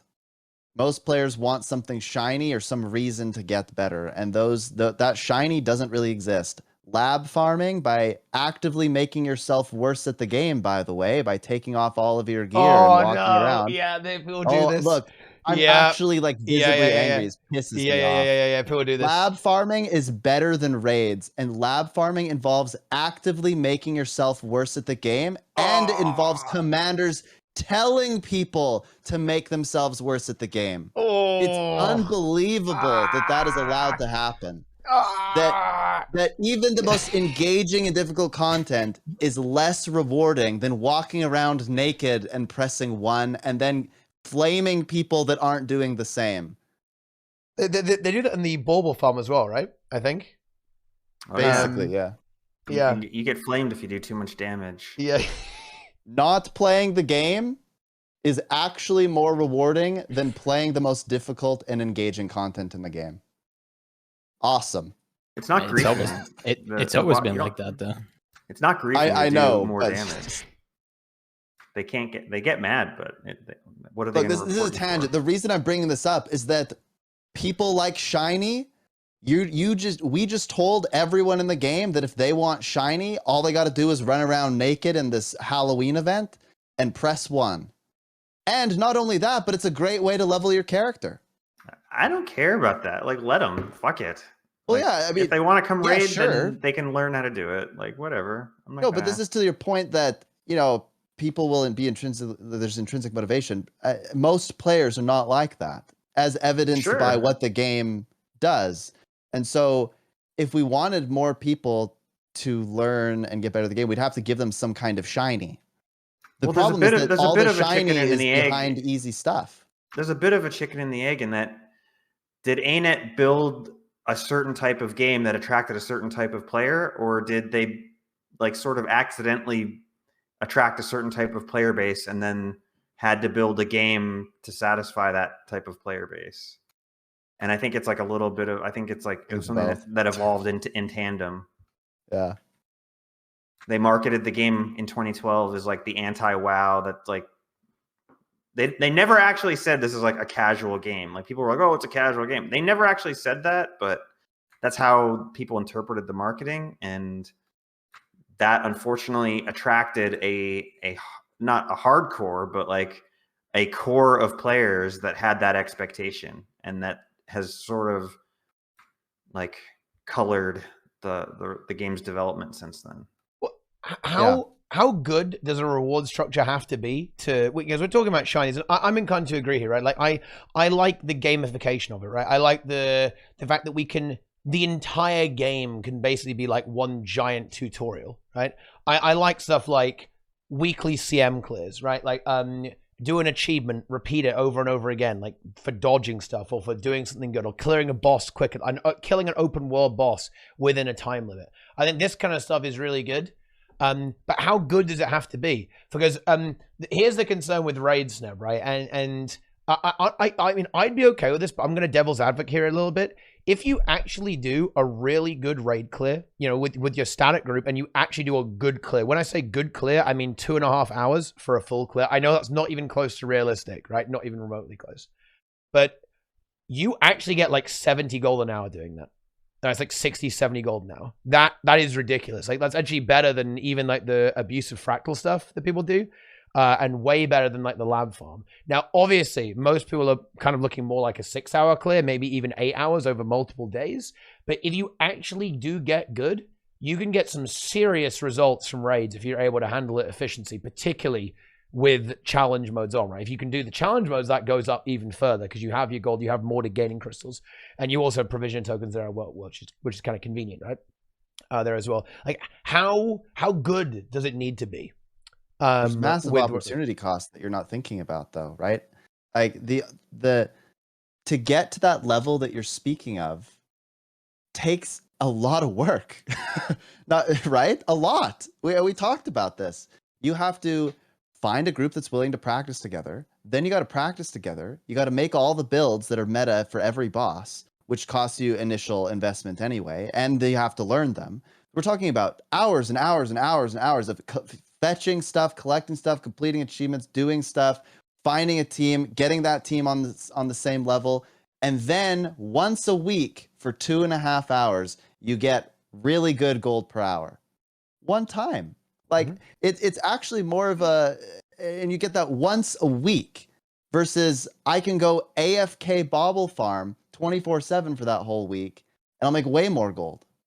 If you like all of that setup stuff, though, if getting the meta build geared out and practicing it, if that's also part of the fun of the game for you, then that's not really it's not really work, you know? Like if like you enjoy putting together like a full set of ascended gear for this whatever XYZ meta build, and then like you enjoy going to the golem and practicing for 2 hours, like, I mean, it's not really that like onerous if that's actually the Oh, yeah. gameplay you like.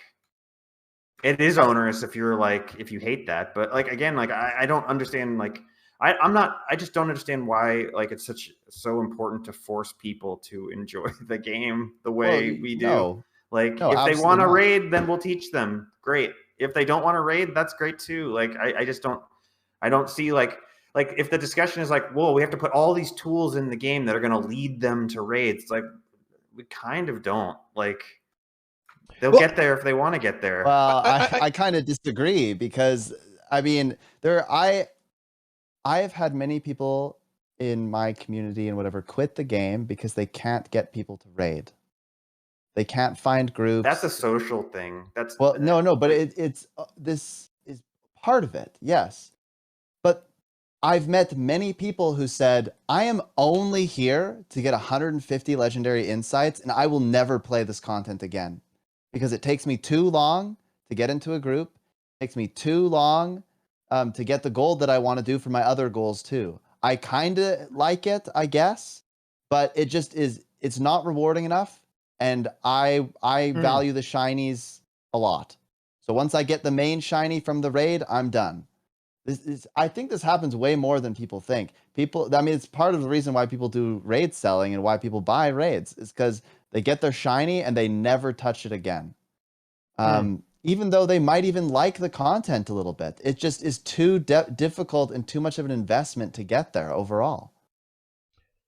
Yeah, I think maybe a little bit of confusion here. I think what Sneb's getting at here, and this is an idea that I'm very sympathetic with, is that there should be like, well, meritocracy, right? Like the hardest content in the game should be the most rewarding, right? And Absolutely. the easiest content in the game should still be rewarding. I'm not saying that, you know, low skill content shouldn't be rewarding, right? I think I'm perfectly fine with like open world being great gold per hour too, right? Nothing wrong with that. But if you invest time into raids, you should get output for that, right? If you're able to do tier 4 fractals, well, I mean, it's a bit like tier 4 fractals, right? If you can do tier 4 fractals every day, that is a game changer, right? Like, you know, for your income, you know, for any player are going to have their like minds blown by doing like tier 4s and CMs every day, right? Because all of a sudden you're like drowning in gold if you can do that efficiently, particularly if you can do it well. Too. So fractals are good with this, but the problem is that other areas of the game, specifically raids, don't really hold up to this. Like raids for most players, in terms of, you know, of reward, it's so delayed in the gratification, right? You're going to have to do it for weeks and weeks and weeks, right? And even then it won't be very good until you get to the end, and while you're doing it, you're going to be basically nuking loads of hours into it to not really get a lot of rewards. That's the point here. I think you want to make it so that if you're doing raids, you're able to successfully clear this, you're going to get a payoff for the time that you invest into it, no matter what. And yeah, obviously this would make it like insanely rewarding for a lot of top players, which, I mean, I guess you kind of have to eat that, right? It's I mean, look, if you look at the monthly AT, for example, I mean, I know this is monthly, not weekly, but the monthly AT gives you 700 gold for 3 hours of gameplay, right? That's like 200 gold an hour. And yeah, I know that only one team is able to win that on each server, but obviously, right, you know, they're the best team in the server, so they should get like fat rewards, right? Like for playing the monthly AT. It's the same thing with raids, but on a small it's the same thing, but on a smaller scale, right? You know, because raids are hard content, you should get a big output for investing your time into that, because as of right now, it's just disproportionately favored away from raids and, you know, again, towards stuff like these open world farms, right? Drizzlewood Coast, Dragonfall, Labyrinth Farm, Bauble Farm, right? Like even AFK farming, right? You know, like, you know, dude, this the sushi guy, like this guy pops off, right? His videos about AFK farming, they actually pop off, dude. This guy's insane. Like dude,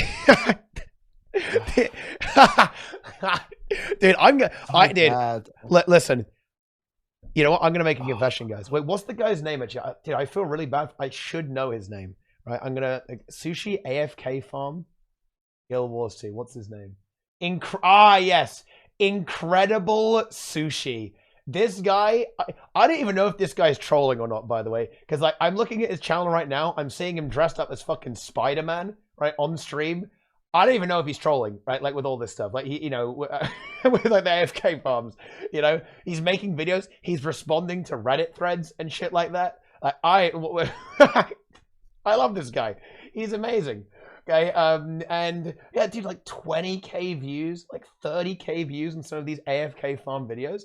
Like people love this stuff, right? And you know, this is the kind of thing that people are going to be looking at, right? And this, you know, it's not right, okay? It's not right that you have these things that you can do that are like literally, you know, semi-AFK or like, you know, well, honestly, Labyrinth Farm is semi-AFK as well, where you can just compare this to raids where, you know, you're probably going to get, well, one, people are going to call you bad, right? Then you're going to feed for hours and you might get nothing as well, right? It's, yeah, like the reward structure is clearly like very, very off there. Like you've got to get that big payoff. Otherwise, naturally, players are not really going to be drawn to that content because, you know, there's such like a hump they have to get over, like such a delayed gratification thing that very few people are going to get there. Like, sure, a lot of, you know, some people will naturally improve and naturally get better. But, well, I mean, I think it's been demonstrated by history in the game that that's like a vast minority of players, right? Like most players aren't going to do that because, you know, I know that it's real. It's in a way kind of nice to think of people as like completely free, independent actors, but this is just not how people behave, right? Like the game does condition people to act in a certain way, right? Like the game is telling you, do this, do that, right? And people get used to a certain gameplay loop, a certain gameplay pattern. And when something like raids comes along, or anything, like even like PvP, right? And world versus world, when something that is very, very different, it's like, why would I play this, right? Why would I do this? Like, you know, if you want to get value out of world versus world, you have to first understand how the reward structure works. Because I actually did the numbers on this, funnily enough. World versus world is not even bad gold per hour. Like if you have like max boosts on, which you probably should buy the Candy Corn Gobbler, you're probably gonna be looking at like 10 gold an hour playing world versus world, which is pretty good for the average player, right? Like the average player doesn't get 10 gold an hour by doing like normal content. Like maybe when like some of the really OP farms are up, people are doing that stuff. But like your average like more casual player doesn't get that. Like, and it's probably a bit more than that too, depending on how much action there is. But this is the thing that Sneb's getting at. We need to see like this tier list of rewards in such a way that it doesn't invalidate some of this content in the minds of a lot of the player base. Yeah, I've seen some comments where people are like, oh, do people AFK farm because, you know, they just don't know how to gold farm efficiently? No, well, maybe, but the main reason I would argue that they AFK farm is because the incentive to AFK farm is so high. You don't have to do anything. You don't even have to hardly participate at all. You just park your character there. You get the rewards. You can be watching Netflix. You can be working your day job. You can be doing whatever else you want. And you're going to get pretty much the same reward as other people. And for the farms like Bobble and stuff, the difference isn't worth the effort. Does that make sense? That's the meritocracy piece we're talking about. Is for raids, the amount of effort you have to put in to get the group, to make sure the group's good to go, to do all of that is not even close to worth it. Not even close. After you've got legendary armor, especially, like if that skin is the only thing that's driving you, why would you ever play a raid again unless you legitimately just enjoy it? And that's kind of where I just like raiding. But for a lot of players, they need some kind of shiny, or that shiny heavily incentivizes their participation. That's why so many people do fractals, because the fractals actually do give really good rewards. And I would say the rewards are pretty close to the effort. I think fractals are actually pretty solid. Raids are not. And much of the other stuff in the game, it's not worth it. Like, why would I go try hard at Drakkar when I can sit there AFK and go eat lunch and come back and get the same chest? Right?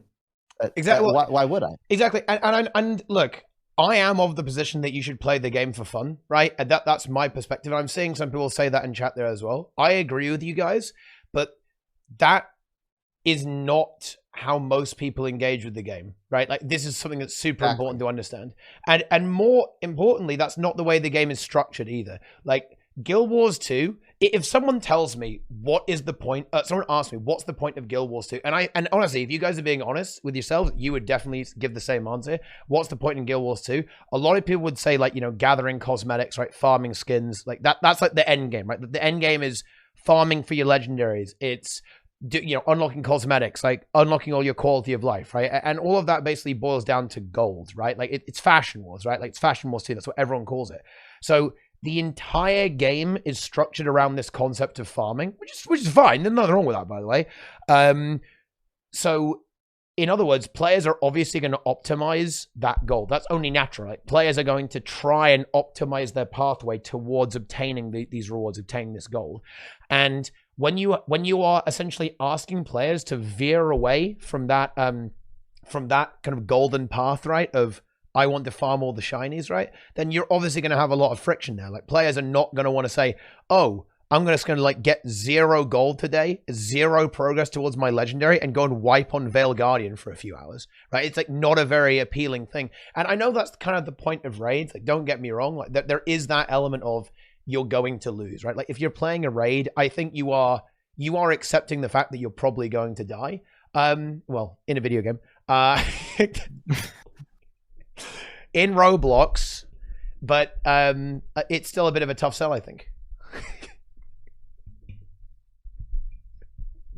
That was a long I'm not sure segment. if you were directly memeing me there, because I had that happen the other day where we were doing Kadim. I was training Kadim, the Peerless CM, and we just about had to kill. Somebody got hit by the lightning, and I was like, just go die.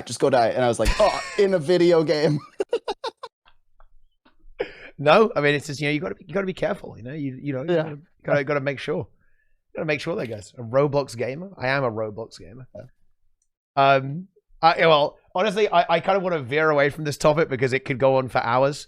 I want to get back to how this relates to Shing Jea a little bit. What a segue! I think all that content they're putting in there that'll help players, kind of learn more mechanics of the game. Really positive thing. One thing I'm very curious about is everyone's overall perception of Shing, because I only caught like the latter half of it, but I was watching it and I was like, why? I couldn't find anything where I was like, yeah, like really excited. I was like, okay, cool. They're adding like some of these little features, but so far with what we've been teased, nothing has got me. I'm a gameplay focused player. Remember, I like doing raids, like doing those sorts of things, like anything gameplay, fun metas, like Triple Trouble, those sorts of things. I look at all of that and I'm like, yeah, like that stuff is exciting. So far, what we've seen has not excited me yet. I'm wondering does anyone else feel that way? Or... Yeah, it wasn't particularly like engaging content. Like it wasn't like knock your socks off content. But the other hand, I think people were a little too critical in that we saw like 20% of the first map, like in the expansion. Like there's still 80% of that map that we haven't seen yet. Yeah, I look at that stuff. There's like a lot more that could be out there. I guess I'm just waiting for them to tease the gameplay focused players. Yeah, they should show us some strike CMs like at some point. Like let's see it. They've said that they can't show us because of the story spoilers, and I keep waiting.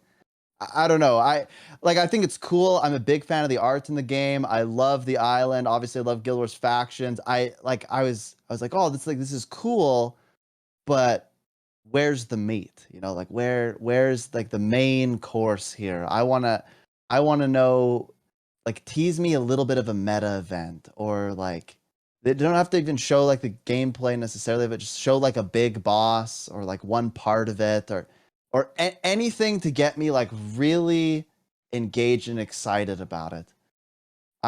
To me, I look at the events, like when they're showing the events, I was just like, this is all the content to me that I'm just like, I'm going to tick it one time to get participation and then move forward. Most of unless it's like the actual meta event. So like the boxes and stuff, I'm like, oh, like that's kind of neat or whatever. That's, story, role play or whatever. But I'm going to touch that one time. If there's an achievement, I'm going to try to do the achievement, and then I will never touch that again because it's not engaging enough for me. So I don't know. I'm not super critical of it. Like, I'm not super mad about it or anything, because I kind of understand from like a marketing perspective why they're doing what they're. But does anybody else feel like they're like ready for the main course? I was definitely hoping that we would see an actual like proper big boss for sure, as opposed to like a champion mob. I mean, it was a cool champion mob. Don't get me wrong, but yeah, I would like to see more. I mean, they don't even necessarily. There's got to be one boss that isn't to do with the story, right? I mean, look, I mean, there was that giant crab, right? There's not gonna be like a giant crab antagonist, right? If like the main antagonist of EOD is a giant crab, then I think the story's gone downhill a little bit at that point, right? Like just tease that, right? Have it just like going around, like stomping, right, doing some stuff there as well, like showing off some mechanics.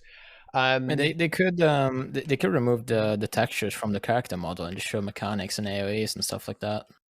So I'm gonna link in chat the this is the picture. So the square is what they've shown us.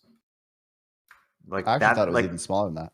Yeah, so like that's what we've seen is what's in that square. So there's a lot more of just the first map that we haven't seen. Yeah. So yeah, there's plenty more content right now. It is a very, very small snippet. And of course, yeah, we haven't seen the meta event, right? Like we've seen maybe a segment of it, but not the actual main thing there as well. So now there's definitely going to be a lot more at the show. But yeah, I agree. I do want to see a little bit of the meat. I want to see like show me some bosses, right? Like show me something that's really going to be super impressive, like and really get out there. I mean, it is ArenaNet. They do like to, you know, kind of keep the cards pretty close to the chest with regards to a lot of this stuff. So I actually don't think we'll see that much. I don't think it's very likely whatsoever that they're going to reveal much. But I know it's what it is, right? Yeah, I guess my logic here is if they show all of these things that are supposed to help players mechanically, then what is it? What is the challenge? What is the aspirational content? There was that podcast with Deeg, you know, where we heard one of the devs talking about aspirational content, and apparently they have stats that aspirational content is a really positive thing for them. Okay, well, you're now doing all these things to help people achieve that aspirational content. What is the content?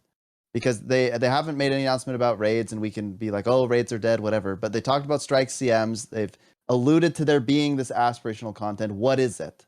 I am a very big gameplay focused player. I want to know why I should care about EOD.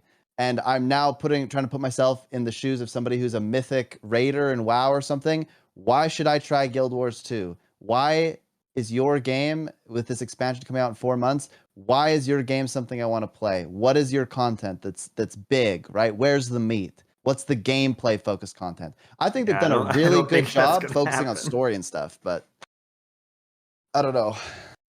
Where's the meat? I don't like. I wish they would show the strike stuff off, but like, it's kind of silly that they're like, oh, we can't spoil it. Like, is every single strike boss like a surprise twist? Like, oh, this guy was our ally, but he's our villain all along. We can't spoil that. Like, isn't there one strike boss that's like a giant monster? It's like, oh, is it like that giant crab thing that we saw? Like they showed like the concept art of, like, is that not? Can they not show us that strike fight? Like, will that spoil it? Is that giant crab monster a bad guy? Can't spoil that. Like, they should be able to do stuff like this, like give it a different texture, or just remove the texture models and then just show it off and everything it does in like a different area, so you don't maybe show like surroundings and stuff like that either. They did this before, right? They did this with they did it with Gorseville and Keep Contract, I think, right? They also did it with these mounts in the past. Yeah, I don't know. They can just teleport stuff in a different area and give it different textures and stuff. Yeah.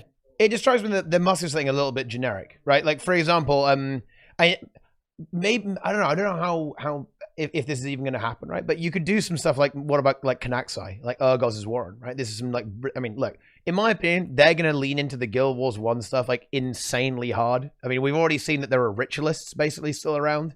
On, you know, Shing Jea, like the speakers, right? This like new villain, this faction. We have this idea, you know, they kind of leaked this, right? Because they opened the rewards and you got Imperial Favor. This kind of tells you a lot about the state of, you know, the state of Canada, right? You have the Empire, right? You have the, you know, Emperor and Empress or something like that going on. So, you know, they are leaning into it a lot. Wouldn't surprise me whatsoever if you were going to have some kind of boss fight involving the Deep or Urgos's War in there as well, like to kind of, you know, get that core back in there, because I mean, like, there's probably some way you can explain these guys still being around and still being evil, or still at least being very, very annoying. Who knows what's happened over time? I mean, they do have a lot of hype to fill. They have 4 months of hype, and they're going to be out of elite specs in 3 weeks. Are they? Yeah. What if there's 2 sets of specs, Nike? Oh, 2 sets of specs?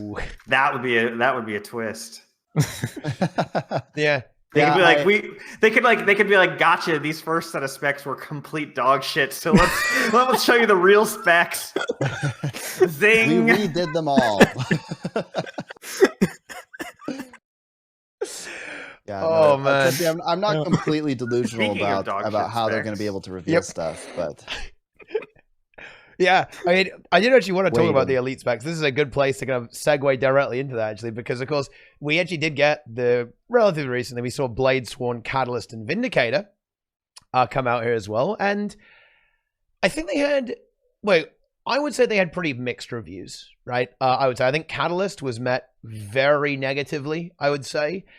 Blade Sworn, I think fairly middling again. I don't think people were like super crazy about it. Like obviously the weebs loved it. Like it made Warrior into Renji into a Warrior main for like 2 weeks, I think, before he went back to Thief.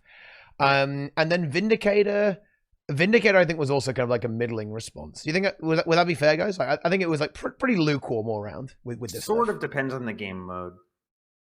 Like I think people that are like raiders liked Bladesworn and liked Catalyst, or at least like saw the potential in them. But they seem to be pretty down on Vindicator.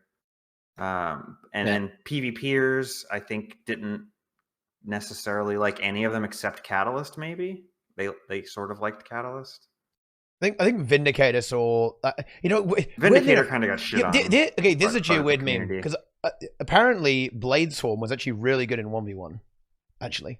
It was like winning a lot of 1v1s. Yeah, it's got Aegis and Stab and like it's pretty built in. Yeah, I saw a clip of someone in Wovi World just spamming the charge attack over and over and over again, and the other guy just couldn't do anything. He was just getting fucking like run down by the fucking raid boss spec, and he had to constantly just dodge everything until he died. Because you just keep re-entering the stands every time you hit it, or you have like a leftover like flow or whatever. Yeah, it's actually really cool. I think for PvP Catalyst, I think the one I think that kind of sticks out a little bit is definitely Catalyst, right? Overall, Vindicator, I think it's workable. Like modifying the dodge is always pretty scary, and Bladesworn, I mean, it's just going to be good in PvE. I mean, it turns out if you can do like a 500,000 crit, that's probably pretty good. Overall, it's pretty good spec. But Catalyst, again, like, yeah, it's very, very good in PvE. But I think people's problem with it is actually a design one. And the design one is that it's literally core Ellie, but you have an F5 button, right? It doesn't really warp your playstyle in any meaningful way. Like if let's contrast that with say Bladesworn. Bladesworn is incredibly warping, right? Like no weapon swap. You're basically like hollow, right? On Warrior instead. There you have like a kit within a kit, right? Because you have the gun saber, and then you also have on top of that the dragon trigger, which is another thing, another layer on top of that there as well that has different abilities, different stuff there as well. You have a completely different profession mechanic there as well. Compare that to Catalyst. You have a pulsing AoE on your F5. Right, like Ellie once again gets memed. Well, you guys had Weaver, right? Like, come on, guys. Like, you had the crazy spec last time. You get the boring one this time. But I think that's the issue that people had with Catalyst, and I don't think they're entirely wrong there as well. I was certainly expecting it to, I think the point of elite specs is to modify the profession mechanic, right? Like to change the way the mechanic works. But Catalyst doesn't do that, right? You have the same mechanic, but you have another button, which I think even if you make it good, because bear in mind, guys, Catalyst is actually good in PvE. It's like, what, 45k DPS or something crazy like that? It's a huge amount of damage. But I think it's never going to feel good because you're literally just core Ellie, except you have F5, right? Which just isn't going to be anywhere near as exciting as having 2 achievements at the same time or having overloads. right? It doesn't help that the utility skills are not the most exciting things in the universe as well. ArenaNet seem to be having difficulty with utils, I think. In general, a lot of them have felt very, very lackluster. And I'd be very surprised if they don't look at Catalyst and probably Harbinger utility skills too, because they just aren't super interesting there as well. But what do you guys think about the criticism towards Catalyst? Because I think a lot of it is fairly warranted on the design element regarding the profession mechanic. I think Catalyst isn't as bad as, or I don't think it's as far away from good as people are like, oh, they got to totally throw it in the trash and completely make a whole new spec. And like, I think Grimjack actually had like a really good list of like 5 small changes that they could make to it and like make it really good and fun. And I think like I looked at his list of changes. I'm like, yeah, if they did that, I think it would be super, super good. And it doesn't necessarily have to be the most radical transformation to be a successful spec. And like what did like look at the Virtuoso. Like I guess I can't, I don't know if I can really say like, let's just say there's ease of play is also a potential plus for a lot of people. Like if they can pick up a new elite spec and feel like they're effective with it without like having to spend like a million years learning the spec to be good, then that is a plus. Like that, like people who are like hardcore rage or hardcore PvEers might be like, or PvPers might be like, oh, this spec is no different than the core spec. I learned it in 5 minutes. It's like, for you, that's a negative, but for like 90% of the community, that's kind of actually a positive. And it's not a negative. And it's kind of intentional. So I don't know. Yeah. It is difficult. One thing I didn't... Oh, yeah, go ahead. One thing I didn't understand about Catalyst is why they made the F5 skill instead of just putting it on the elements already. Like I don't see why they had to add an F5 skill at all.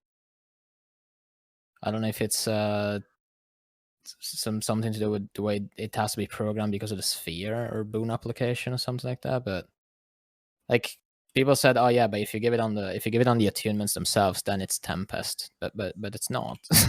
Tempest is not what Tempest does.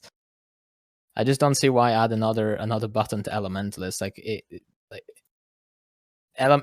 Most players find Ellie so complicated already because you have so many skills. Why give it an extra button, which is also F5, which is really far. You know, keybinds are scuffed now, but and that's it's one thing that kind of annoys effect me. too. It's a complicated effect as well. But yeah, continue. Yeah, like the fact that I was playing with Roll in a pug on Mersata Versier. I was playing Renegade, Battle Scars, Condition Renegade. I was just chilling. And he just kind of wanted to uninstall the game as soon as his spheres from the Hammer 3 skill went inside of the invulnerable Jade statue next to Mersata Versier because they all got destroyed and they lost all his damage buffs. I don't understand why that has to be a thing. I don't really like it that much. They should maybe rework encounters, I guess, in that case. What was the other thing? Oh yeah, like changing the 3rd skill on every single weapon, I think, would have been good instead of just the hammer, because in a way it kind of forces you to play the hammer. Otherwise, some of the traits in the Catalyst are just kind of useless.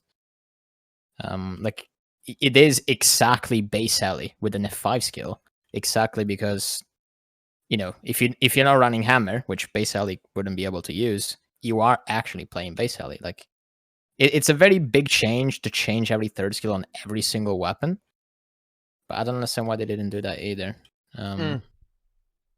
Especially when they did that on Weaver. Yeah. It definitely feels like they almost like expect you to play hammer with Catalyst, right? Like if you just play Catalyst, it doesn't really feel like enough, right? On its own, like the orb mechanic seems very intertwined with the way everything's set up, I think. And it just, I don't know, just feels really weird. Like I'm gonna get clipped. If there is one spec that I think they actually should probably just like completely redesign, it actually might be Catalyst. I think Catalyst is, it's just not a super interesting design. I think I don't think it really, it's not different. Like what is Catalysty about Catalyst really? You could say hammer. I think the orb mechanic is very catalysty, but again, is that really enough, right? Compared to something like, Virtuoso, like changing the way every shadow works. Harbinger completely changing Shroud, like Blade Swan completely changing the adrenaline mechanic there as well. And Catalyst, like you have an extra AoE, right? Hey, look, we gave you back a very, very long lava font. Enjoy.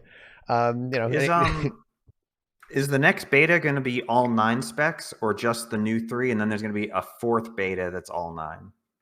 I think new 3 and then all 9. You think by the all 9, we're going to see the V2.0 of the other specs? Like, are we going to see iteration on those? Or are they going to wait? I would assume that they're going to give us iteration on them. Like, it would be kind of I would weird. expect... Okay, so wait. Are we going to have just 3 and then all 9? Yeah. I thought that I think there's four betas, yeah. I'm expecting, because they had more time to work on them, like quite a lot extra time to work on them, I'm expecting the last 3 to basically be final version. Maybe change some numbers up and down. But the other 6, I would expect those to be actually done by the time we get to play all 9 of them. In terms of like maybe some small design changes. In terms of numbers, I mean, it might still be, Blazesworn might still be able to just completely break Demos by skipping every single mechanic in the game, or Samurog. But I think in like design changes, they should probably get them all finished by the all 9 thing. Because otherwise people are just going to be kind of disappointed, right? Yeah, for sure. I think they want to get that final version out there. I think they definitely want to iterate, though, because suppose they do one more beta in December. I think it's in December, right? Or right at the start of December. They can get more feedback and then iterate again before the final release, potentially, right? And then look at stuff there. That would be probably more towards balancing rather than design. But yeah, you want to make sure that's all done and dusted, right? Because, the whole point of the Elite specs are supposed to be exciting and fun for all the players to enjoy there as well. But yeah, in terms of design, I've got a bit of a hot take here. And look, this is a hot take. I think Blade Sworn existing is actually a really big problem for PvE in particular. Like PvP in World vs. World, yeah, I can see that working, right? Like, you're not going to full charge there. You're not going to be like, you're not actually going to like flat one-shot people any more than you are with, say, Rifle Warrior, right? You can kind of meme people really hard, right, with Rifle Berserker or some shit. But I think Blade Sworn is a big problem. Because the way the game is set up right now, almost every encounter massively favors burst damage, particularly in fractals, by the way, which is where a lot of players experience the endgame PvE, right? And now every single encounter in the entire game essentially has to be designed around Blade Sworn being able to do 500,000 damage, right? In one hit, instantly, essentially. Like, yeah, you have a charge up, but you can you can play around that, right? And that is a problem to me, especially when you have break bars in the game. So I know I'm going to sound like a really big party pooper, but I actually think it needs to die. I think Dragon Trigger should not do that much damage. I think it is irreparably broken if that's allowed to stay in the game, and will pretty much probably warp PvE forever, unless they basically make it bad, right, by massively reducing the damage on literally everything else. I think that existing is just ridiculously unhealthy in every area of PvE. I 100% agree with that. Like, not only did it make the dev realize that some of the bosses coding are completely scuffed. Demos, for example, you can face him from rather than less than or equal to. Yeah, you can face Demos. You can face Demos from 12% to 8%. And he just starts T-posing, and the hands that go to the furthest player away in the encounter appear on the top of him, what is it, just like standing still like this the entire time. And then the game just like completely breaks. Like, the oils don't spawn. Like, it's a complete... It was actually a fiesta during the Bladesworn beta. But yeah, like one hit doing that much damage, like facing even fractal bosses from, instead of going to 66%, going to like 54%, that's just like what is happening? This is not even the same game. It actually feels like we're playing a completely different game. Like, we have Death Stranding now in Kanta. You have like races with the mounts in this game, with like the Griffin and Roller Beetle. And now we have this like mini game. Like, see, we can min max a like 5-second AFK skill the most. There is actually someone actually clipped me doing this. I was doing Samurog in a pug group, and I did not see the break bar. and I let someone die, and so did the other 3 Bladesworns because we were too busy charging our our damaging attack. And it's so That's sad balance. to That's see. balance. It's so sad. How is that not balance? Your group failed because you greeted for DPS. Like, that's totally balanced. Well, it is balanced, but it's just stupid, right? Like, that should not happen. I mean, It obviously, does way too much damage. Oh, It's yeah, of actually course worth doing that. that. It's not going to actually have. It's not going to do 53k DPS next time we see it. Guarantee that. It should. I mean, I don't think it should completely die. I think leaving it maybe a little bit above current Catalyst Harbinger, like making it like 46k, like it would be fine. But I think the bigger issue is the actual. It's the actual burst skill that does too much damage. That one is not like the in between, right? Yeah, bosses with like phases where you can like pre-charge it during like while the boss is in vuln is like so busted. Like if you can like, if you're just like sitting there charging up, waiting for Veil Guardian to like become vulnerable again, and then like you just get that free fat hit right at the beginning of the phase for like 4% of his life, like yeah, that feels pretty good. Especially because like when you're on the golem, you never use your to the limit heal a second time. But bosses with invuln phases, you get to use that to the limit every invuln, right? So you actually would even go with mending to get the to get peak performance buff. Like it's even more damage. It's actually if you have low disgusting, enough ping. If you have low enough ping. Fair enough. But yeah, it's way too much. I noticed I did notice with the mending, I couldn't do it on EU, but I could do it on NA. Like the ping was like that big of a difference. Pay to win. Need to get internet. Yeah. Yep. Low ping. Sneb, I want to bring you into the mixer. Yeah, let's hear it. The elite specializations. What are your thoughts? Are you a vindicator, enjoyer, or are you NG for life? I'm very much an NG main. So I probably take, I don't know if other people feel like this, but I'm probably a little weird in that when they come out with these betas, I basically make a beta character of each one. I load in, I read what all the traits do, and I go, huh, nice. And then I log out of that. Yeah, I don't spend a lot of time playing them. Well, part Unlike of it is Mela. that like when it's the beta, so nothing stays, nothing sticks, and so I have a hard time like investing myself in wanting to really. And remember, I'm not like a speed clear or anything, so I'm like, well, I'm gonna be mediocre, running around getting 0 rewards, and none of this is gonna stick anyway because it's all gonna potentially change. So I have a hard time getting really invested, but I do like looking at the themes. The ones that I just don't really get so far are the Willbender. I played it a little bit and I was like, I don't get it. This just doesn't feel very good. And then Catalyst I thought was okay-ish, but like you were discussing, I kind of thought, well, what's really that different? The orb didn't feel like it was that impactful to me. And then the ones that I really did like, Bladesworn obviously is too powerful right now, but it's kind of a cool theme. Let's see. I'm going through my head now to remember all of them.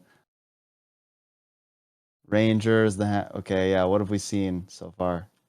Which ones am I forgetting? Necro. Oh, the Necro was great. I loved Harbinger. I thought it was a little overtuned, but I actually really liked it a lot. I did all Harbinger raids where we had permanent all boons. It was great. It was super fun. However, I will say that the potions or the elixirs or whatever were stupid. Like they don't do anything except for the elite one. So I think that they should rework that somehow. They're just totally unimpactful in every way. They don't do anything. They give you like one boon with like a 25-second cooldown. Like why bother, right? And the boon only applies to you in some cases. No point in that. So they should either make them more powerful, add some more depth to it, or just, I guess no one's going to use them. So yeah. There are definitely a few areas of the design, right, that are not very interesting, right? Like just straight up, like with some of the elite specs, and that's why I think you know the big question is how much of these things are going to change. You know, this is something that I really wish they would get into in the guild chat. I don't think they would ever do this actually. But I would love to have a conversation with the skills team about how much can change, right? Like what they're looking at, like what they're thinking about changing, like, you know, the scope, like how much scope of the could redesign. they possibly change? Yeah, because I think that would really set people's minds at ease there as well. Because, you know, again, I think not knowing is the worst part about this stuff. You know, if you're an Ellie main right now, you're like, oh my god, I'm gonna be orbs. Oh no, I'm the orb man, right? But you kind of don't know if they're going to change it. It's a very stressful sensation to be in. So if they just said, yeah, you're going to be an orb man and you're going to like it, I think we'll go, oh, okay, right. I can like rage about it a little bit, but I'll get over it. Or they can say, oh yeah, you know, we recognize that Catalyst is not quite there. We want to look at its mechanic again and give you guys something new, like to try out there as well. I think both those answers are much more palatable than not actually knowing the situation, which is what it is right now. People don't know if there is any position to move, because the elite specializations, I'm not gonna lie, I think overall, I wouldn't say that their reception has been positive overall. Like, I'd say it's been lukewarm at best, right? People have a lot of concerns about them. Yeah, people, like, you know, had fun. I think the one that people really liked was actually Blade Swan. I think that really impressed people thematically, right? And that was enough to keep people engaged with it, like, despite the fact that it is maybe a little bit busted. All the other ones, I think people felt that they weren't quite done yet. They weren't quite finished, and they fell a little flat in areas. And well, we'll see if that continues with the final three. I think CMC is definitely going to have to hydrate for that one, right? You know, some kind of pet NG going on there, Hammer Ranger, right, and Scepter Thief. Very exciting times there, indeed. You know, like, I can't wait to see what the teasers are going to be like. But these what could the thief be that would get Renji not to be a thief main? Like, nothing. What could? You don't think that there's any like thief that they could come out with the scepter? Like, you know, the disappointing thing is that when Renji tried Rev, just auto attacking was more than he normally did with his thief. So it was actually a really big buff for him. Jesus, dude, you know, I always try and like throw this down and say that raids aren't toxic, but dude, Sneb is just, he's unchained. I'm just teasing Renji. This guy is just unleashing right now. Yeah, I did not expect them to be so toxic. Yeah, if Thief was blue, that would be the thing. Like, that would definitely do it. Like, if it was blue somehow, that would make him not play it. But then he'd play it anyway. Yeah. He because yeah. Go ahead. Would you be mad if it's not a support spec? Because I've seen people that are like, they are legit going to be pissed if the Thief is not a support spec. And I'm like, I don't know why people would care unless it was bad. Like, good is good, right? Like, if it's a damage spec but it's good, like, great. It's a good damage spec. Like, why does it have to be support? Because traditionally Guild Wars 2 has been like, play the game your way, and somebody's like, I'm only gonna play Thief then. But then they realize that later they're a one-trick pony, right? They can only play DPS, really. I mean, you can argue Boon Thief, but they nerfed that, and it's really niche. So you look at this now and you're like, all right, well, I can't play I can't play some of the things with the class that I want. So they're hoping that they get some kind of support spec so that they can fulfill another role on a team by playing the same class. I mean, I feel kind of the same way with NG. I love playing NG, and any chance somebody will give me to just play heal scrapper or quickness scrapper or DPS scrapper or whatever, I'll switch to that rather than play Firebrand, even if it is slightly less good. But I think that's really where that's coming from. I think it would be good if Thief got a support spec, and I'm a big advocate for that, because then those players that only play Thief, they can now play something else. I'm not saying it would be bad. Like, if it's a support spec and it's a good support spec, you know, it's well designed and it's fun to play, then great. I mean, I'm fine with that too. But there's like genuinely people that are like, have this attitude that if it's not exactly what I want it to be, I'm going to be unhappy. And I'm like, man, that is like such a bad attitude to have. Oh yeah, of course that's a bad attitude, right? But I think I get the Thief thing though. It's like, think about it. Core Thief, pretty much DPS focused. Daredevil, pretty DPS focused. Deadeye, pretty DPS focused, except with a rifle. Okay, so you're just going to give it another DPS class, or... right? Whereas you look at something like Ranger, Core Ranger, pretty DPS focused. Druid, very boons, heal focused. Soul Beast, more DPS focused. You look at NG, Scrapper is more like the support-ish spec. Hollow is DPS. or is kind of DPS. You know, like there's some more variety here, whereas Thief has not seen that. Yeah, I think the point of elite specializations is to fill design space.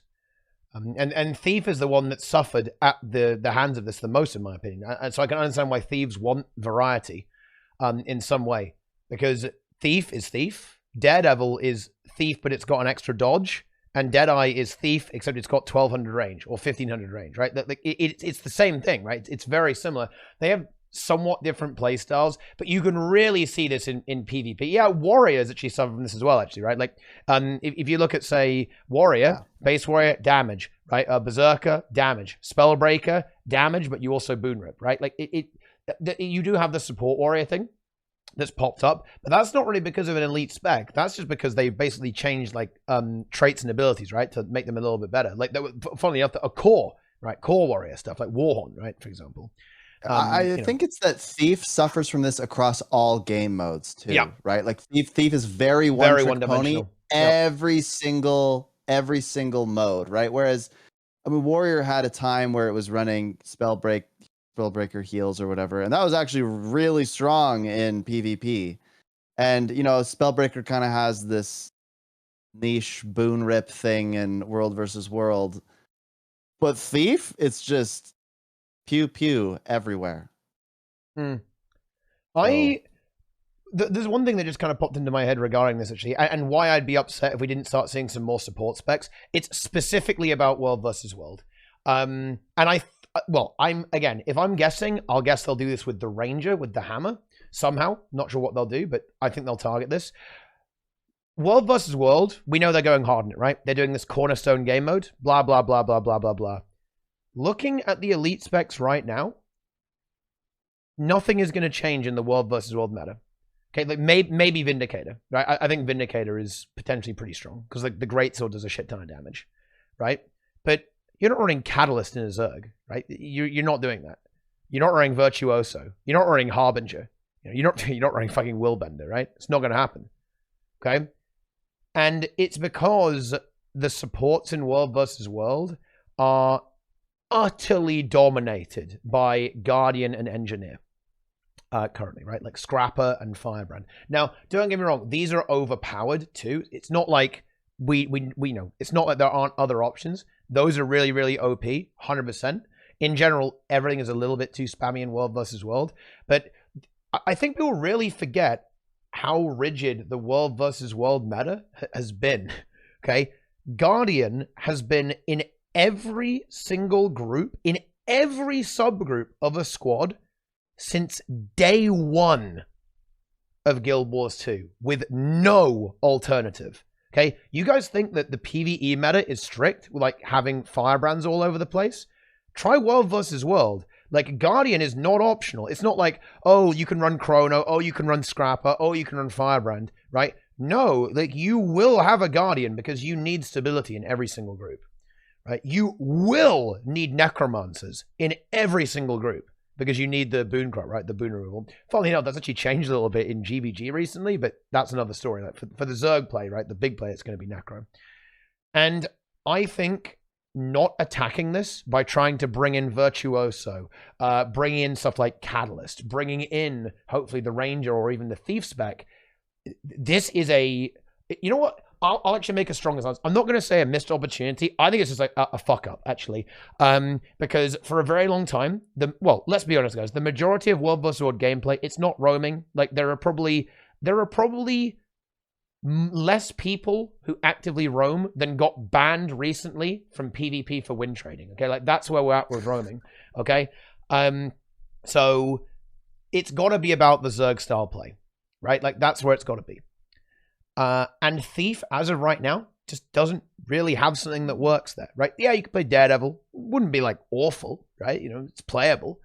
And same with Ranger, right? Like, yeah, you could play Soul Beast and, like, snipe people. It's not, like, a bad build, but it's not what you're looking for, right? Like, people want, like, that, you know, a big cleave spec, big AoE damage, maybe stability. Just gonna say it, guys. Like, having another source of stability will be real good because literally only Guardian can do it right now. There are these very, very big underlying design issues, and one of the reasons why I'm actually really upset with the specs all being DPS is that ultimately DPS specs aren't that important in Guild Wars 2, right? Sorry, DPS mains, you're all irrelevant. The meta is entirely dictated by supports in every game mode. PvP less so, but World vs. World and PvE are absolutely dictated by that. There's a reason why you're going to see people directly LFGing for a Druid Chrono Firebrand, but they'll say DPS, right? They won't say a specific DPS, they'll say DPS, right? It's because the meta is entirely defined by supports in this game. And this is why a lot of the elite specs fell short with me, because I'm like, okay, what's changed? Right? The meta is not going to shift. It's like, oh, I'm going to be playing Green Weaver on Harbinger instead, right? Oh, a color palette change. Mela, I'm so excited. Hell yeah. Right? Oh, I'm going to be playing Blade Sworn now. Oh, I'm playing Yellow Soul Beast, basically, because it's, very similar to the way Soul Beast. Oh, wow. My mind is popping. It's bursting at the seams with excitement. It's like, this is the thing that I think is just not interesting. Like, there's no new synergy, right? There's no interactions between these different builds. It's just not. The only one actually I do like is the aura stuff with Catalyst. You can like buff up with a Tempest or something like that to give them extra stats. Like that. I think it would be really fucking funny if you could actually like, if that was uncapped or if that went to like 25 stacks. So you could like spam auras on this Catalyst and get up to insane stacks of this passive buff, at least in PvE. But yeah, I think if they don't get supports in these final three, it worries me because the game isn't going to change in a meaningful way from a gameplay perspective. It just changes the color of the profession you're playing, and the buttons are going to look a bit different and the numbers are going to be different, right? But to me, that is not what elite specs are. Elite specs are here to redefine the way you play the game in every game mode. And these, in my opinion, just don't do that, right? Like, oh, I'm doing 50k DPS and I've got orbs, right? Wow. I mean, it's kind of cool, I guess, but my gameplay is identical, right? Like nothing's changed. But yeah, there you go. That's my monologue about the elite specs. Yeah. I wanted to point out something about Thief. Another thing that people always forget about Thief, yeah, it's mostly DPS, but it's also single target DPS every single time. Thief doesn't really have like any.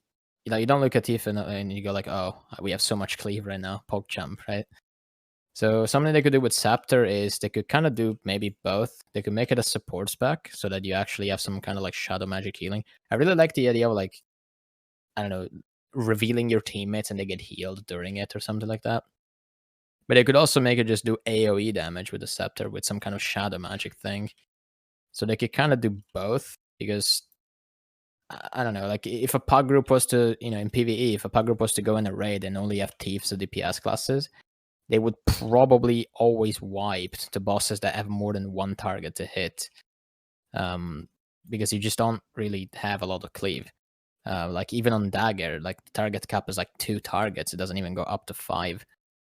So Scepter, I mean, we've seen what they did with Hammer on Ellie. It can be melee, it can be ranged. We've seen what they did with Rev as well. Rev Hammer's range. They can kind of do whatever they want with weapons.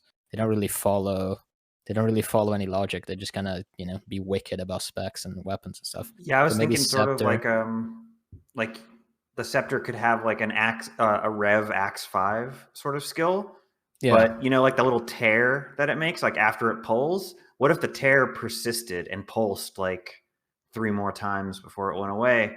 So then like you could have like multiple of those tears up, and that would be like pretty damn good in World v World because it'd be like this nice like point denial. You just leak, Nike. I mean, that was so specific, dude. I'm just saying, like I think that like with the Shadowcaster thing, like that's like a very cool thing they could do. Yeah. I think Thief, again, is like such a golden opportunity, by the way, because I know that people want a DPS spec, but because of the way dual skills work, in my opinion, isn't it like so free for them to do this? Because you could have, say, let's suppose that Scepter Pistol is like Giga DPS. So you have Scepter main hand and Pistol offhand. Let's just suppose that does a shit ton of damage. But then if you use, say, Scepter Dagger, like somehow that's really supporty, right? Like, because you have this inherent extra bit of flexibility with the way the thief mechanic works. I think you can actually facilitate both. I mean, I'm predicting something a bit like Scourge almost, right? It's going to be, you can do Condi damage probably with Scepter maybe, and you have the ability to also make your allies lifesteal a lot, or give them barrier with shadow magic. I mean, I guess that might be a little bit too Scourgy, right? You know, you're getting into the degenerate territory right there, where it might get a little bit like, oh, okay, oh boy, but that's the kind of thing I think you could do. Where it's like shadow armor, where it's like it's the exact same thing, but like thematically it's different because the color is different on your health bar. I think they give Thief Alacrity. Yeah, I think That's so a too. lot of people have said that. Yeah, a lot of people think that. I mean, do any of the other new elite specs have Alacrity? Nope. Okay, then either NG's getting it, Ranger's getting it, or Thief's getting it. Yeah, and if I had to pick any of those, I would pick either Ranger or Thief. And if I had to pick between the two, I'd pick Thief. I could see NG getting it, actually. I'm an NG main. I wouldn't give NG Alac. We already have quickness in Scrapper now, and it's viable and good, and even meta at some bosses. I wouldn't give it Alacrity too. It would create the same problem as Guardian in a sense. Like Guardian can just do kind of too much. But Guardian doesn't have Alacrity, thank goodness. But like, I don't think NG needs it to be successful. Is what I'm saying. I think Thief needs it to have one of those core boons as an identity. I really want to see. I think everyone's really and I think ArenaNet is as well, by the way. I think ArenaNet's really fixated on quickness, alacrity, might, fury, and stuff like that. But I really want to hit this home. The monopoly on stability is stupid. Okay, that Guardian has, and also, yeah, Vigor is like not very common. Thief could get Vigor. It kind of actually does with Bountiful Theft, funny enough. You can kind of share it with Trickery. So they can maybe lean into that there too. But like, I think resistance, stability, Aegis in particular, these things are way too locked down on certain professions. In fact, if you really want to actually talk about why Firebrand is so insane, it's Aegis, right? Like, it's the heal skill. If you actually remove the heal skill from Firebrand, that is actually a huge nerf. I don't think people would realize, like, let's suppose they made that protection instead of Aegis, that is actually a colossal wallop to Firebrand, right? That would be like, wow, okay, we have smashed this class pretty hard. Obviously, the tome was still good. But the thing is that you guys probably remember this, right? Back in the day, well, quickness originally was like not even a boon, right? It was a unique modifier that basically not many things had.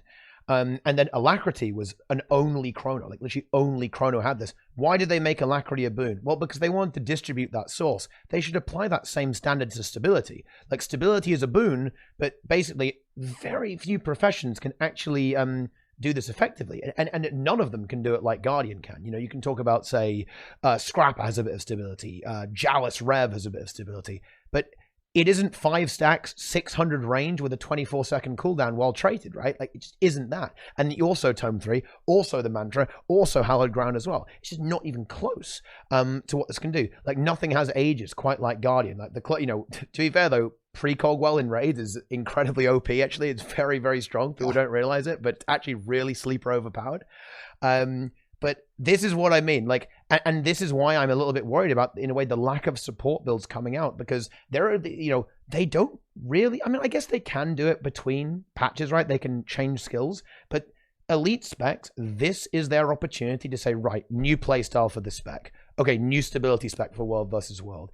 And yeah, I'll say this. If they aren't looking at holes in profession design and holes in skill design and flaws with it, then I think that is a fundamental mistake when you're designing new elite specializations. Like, you should be using these things to fix the game, right? I obviously I understand that, the main goal is always going to be make something that's fun. Obviously that's the case, but I think it should be make something that's fun, but also makes the game better at the same time, because this is just a golden opportunity. Like, all these hours, all this effort, right, is going into design these like super cool, innovative new specs, right? These cool design ideas that are ArenaNet coming up, but I don't really see any that fix problems with the game right now. And maybe that's not their intention, and that's fair, but I would still consider that a huge mistake. Yep. Boom. Yeah, I think that I think for now, the filling holes is fine. I think long term, like let's say 3 expansions down the road, like that might not be as possible to do, but I guess we can cross that bridge if we come to it, you know? But yeah, for now, I think they should definitely look towards like if Ranger isn't viable in World v World Zerging with the spec, like that's just such a colossal failure, because that was like the one thing that it needed to be like, and I don't think anyone would have denied it. Pretty much. And I think they tried with Soul Beast. I think the boon share, stance share, Soul Beast was an attempt, but like they could have just juiced it a little harder to like, you know, like yeah, it should have had more. Should have been on maybe some stab on like AoE boon share on the beast skills too, right? Like maybe another trait for that, so you can like do AoE boon share there. Maybe lean into the weapon skill a bit more too. I think the way they designed the weapon wasn't really quite there, because yeah, a lot of the stance share stuff is amazing, particularly in World versus World, by the way, because it's unremovable. Like if you share Dolyak stance with someone, or you know Griffin stance or whatever, or even one wolf pack, that can't be boon stripped. This is a particularly good mechanic in World versus World, but it just, and even better, you don't have a pet, so it can't die. Like it's almost like Soul Beast should get aggressively reworked to make it good in a Zerg, right? Because mechanically it's so perfect, right, for this Zerg environment.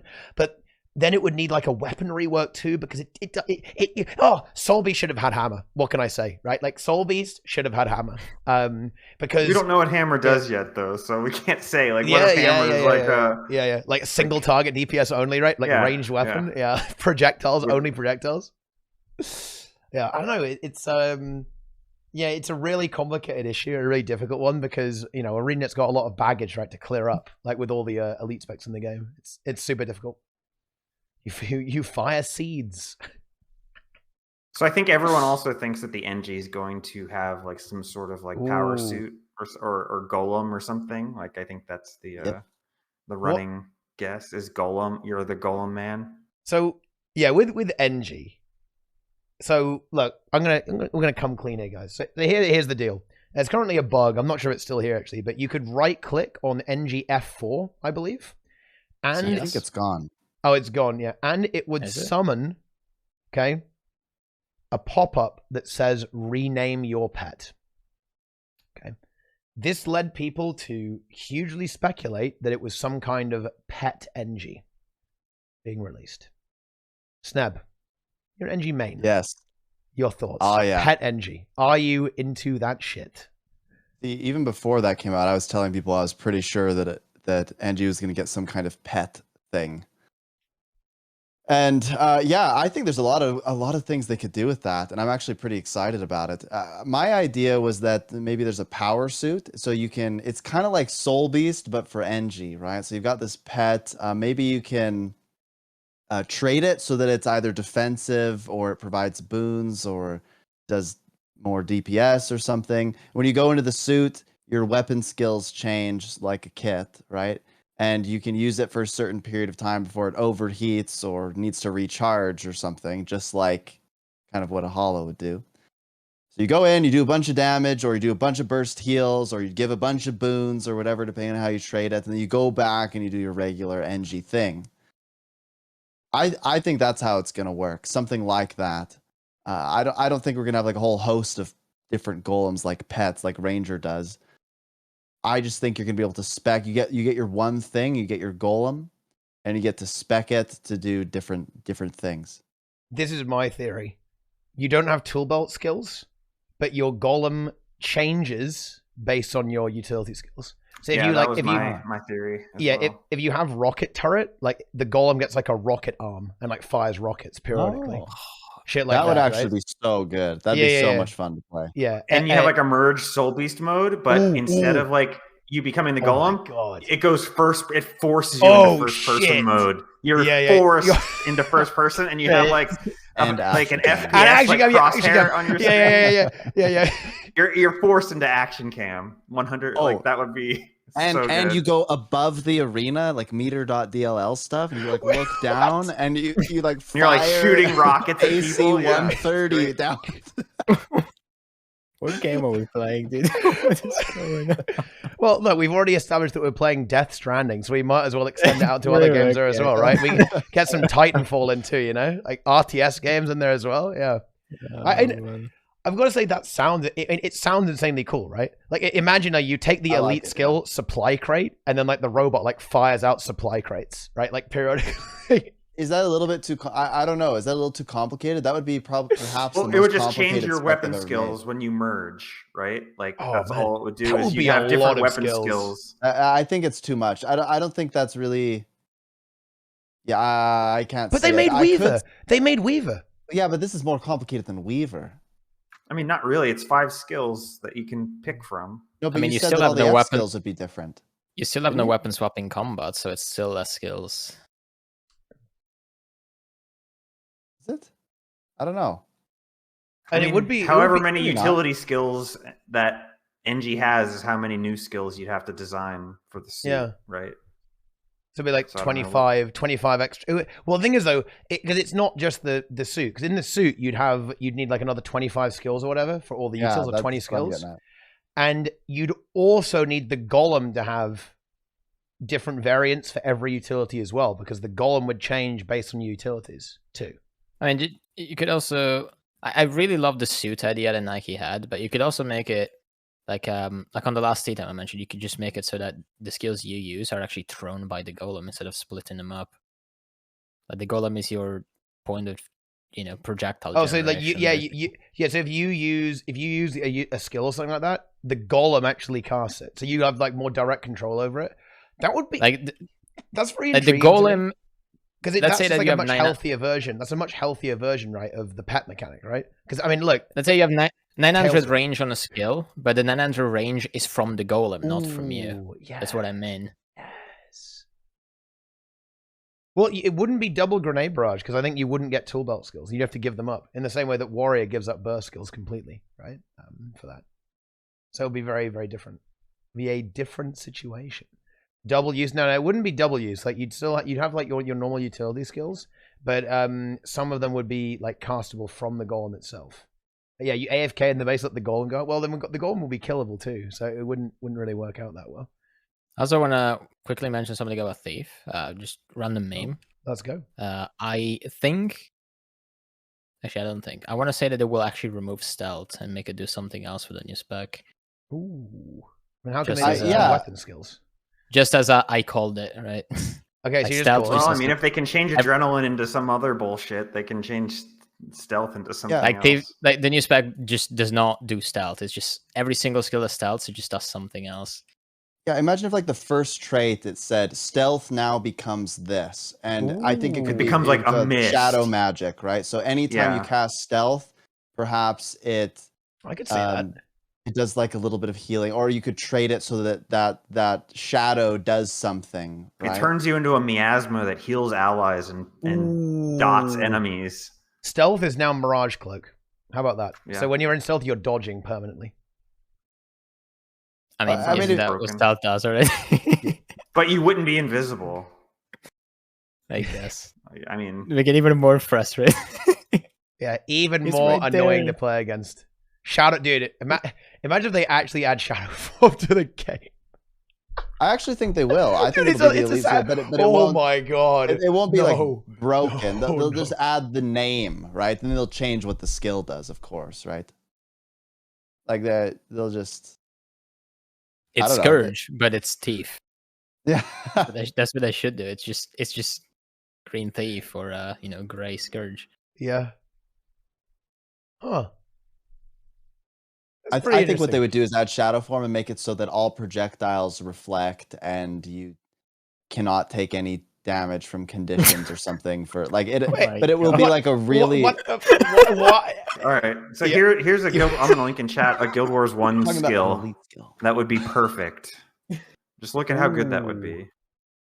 Ooh! All your attack skills are disabled for 10 seconds. Your assassin skills activate and recharge 30% faster. I mean, would that disable? You want to disable all weapon skills with this? Yeah, but you get that'd be cool. it could really juice up some utilities. You can like spam steel even harder. Yeah, that's big. What if it was like disable your weapon skills for 3 seconds, regenerate initiative twice as fast for 10 seconds or something? I don't know. Or like what the equivalent of initiative will become. Yeah, I mean, I think messing around with cooldowns is really scary though, because Thief already doesn't have them on weapon skills, right? And I know that it would disable them, but in general, I think messing with cooldowns is pretty terrifying. Like I think Alacrity kind of taught us that to an extent. I mean, I think they're going to remove steel, by the way. Actually, you know, speaking of Thief, I think they're going to replace steel. I think steel is gone. Like they'll give something else instead. It won't have steel. It'll have a different. I think it'll be like F1. channel. I think it's gonna be something like channel, and then they, you know, that whole shadow magic. They'll get to like recharge something that they can then use for certain skills or something like that. I don't know, but I think they're gonna play heavily on shadow magic, and I actually think stealth becoming something different isn't even really that big of a meme. I think that's really possible if you think about it, because a lot of skills have stealth, but stealth is pretty much useless in endgame PvE.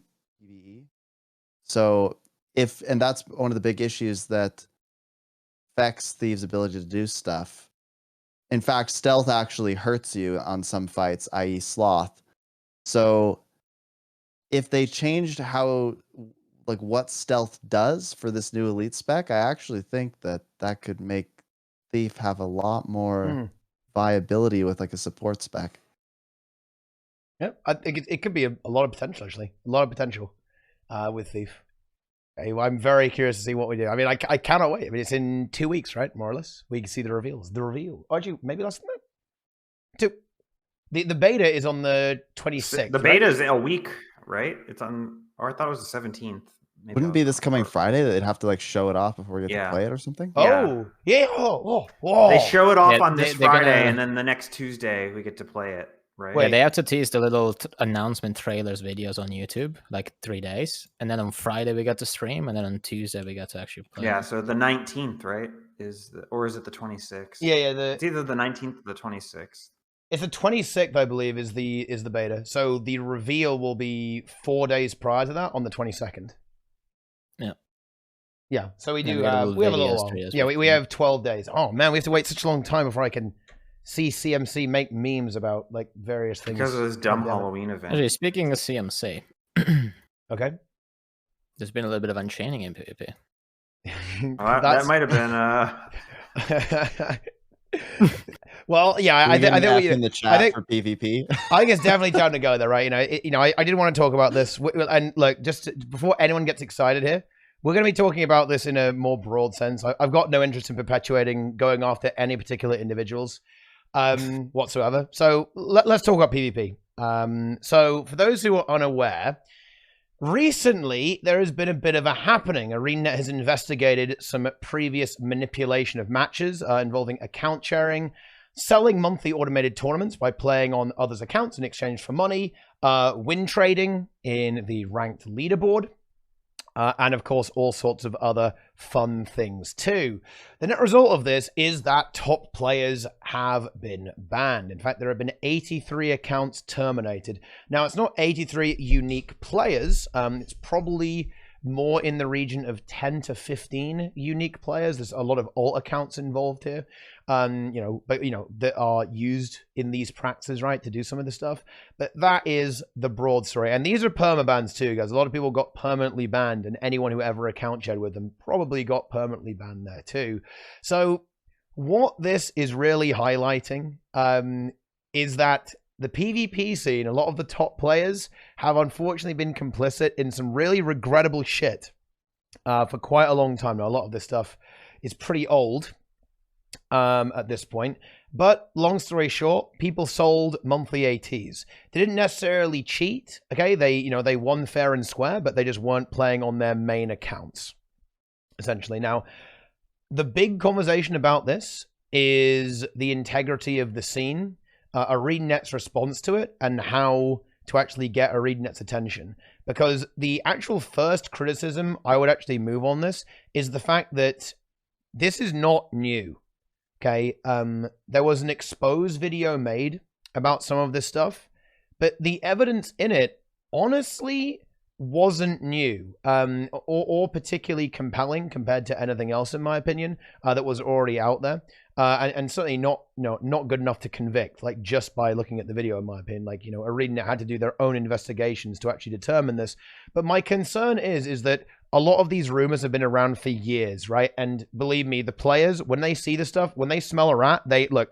There is nothing PvP players like more in Guild Wars 2 than fucking each other over and getting each other banned. I would know. They always try and get me to ban people from my tournaments when they don't like someone. So what I really don't like here is the precedent this sets. And it's that if ANET's going to do anything, you need to make this big public drama video to get it done instead of going through the proper channels, because this stuff gets reported. I have personally reported people who are multi-boxing daily AT at like 3 a.m., 4 a.m. multiple times. These players aren't banned. Like, and seriously, like, I will maybe get myself in a bit of trouble here, actually. I have spoken with the partner program about stuff like this, and they don't really like partners doing like really big kind of like public, like pressure stuff. Like, don't do like public pressure stuff. But the thing is, ArenaNet, and I'll speak directly to the company here. ArenaNet, you are directly messaging loud and clear that if we, the player base, even as ArenaNet partners, want you guys to do something, then the only way we can do that is not by reporting, it's by making a big public stink about it, right?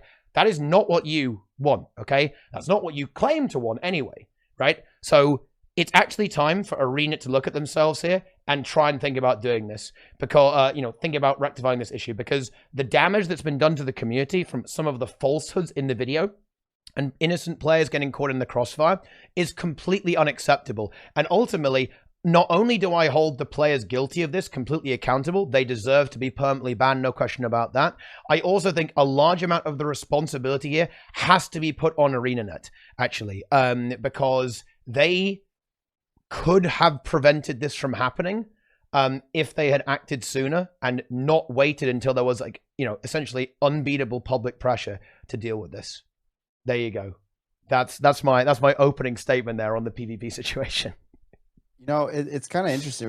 We're basically talking a little bit about PR here, and I know at least a little bit about that. So it's funny because what the response that you just described mirrors what politicians do.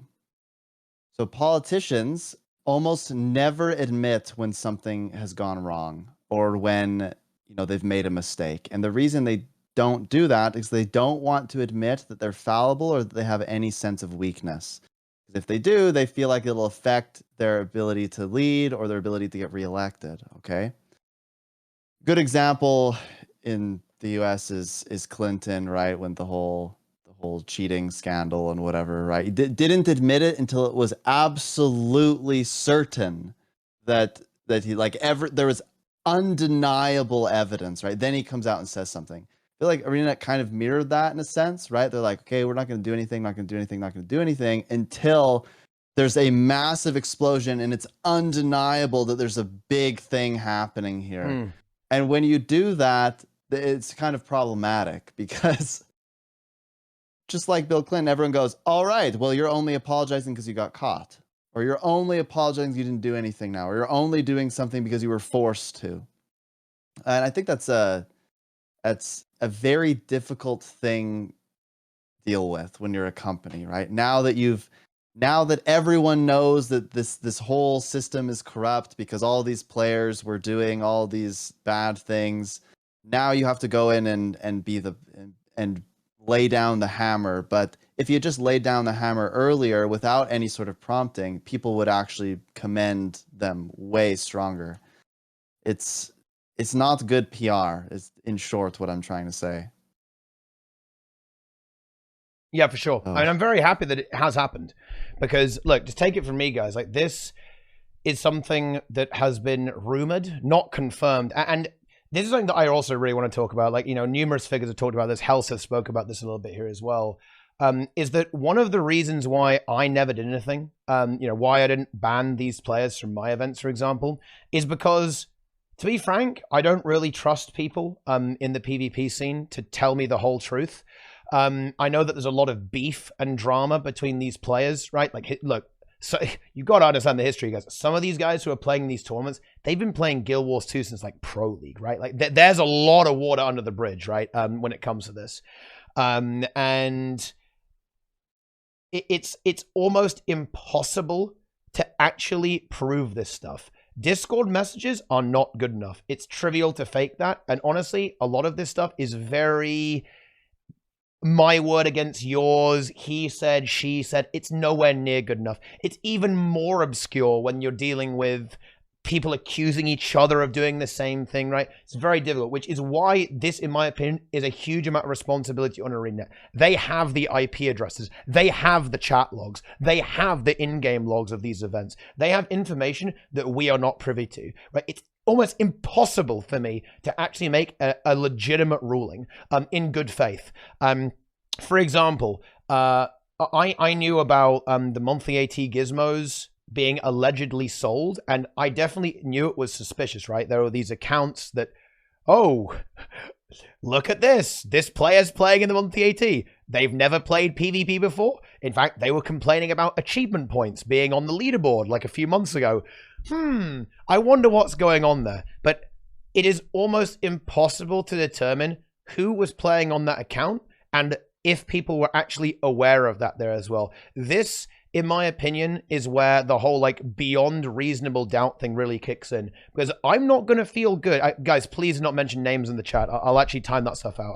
I don't want to see that. We stop now, yes? Okay.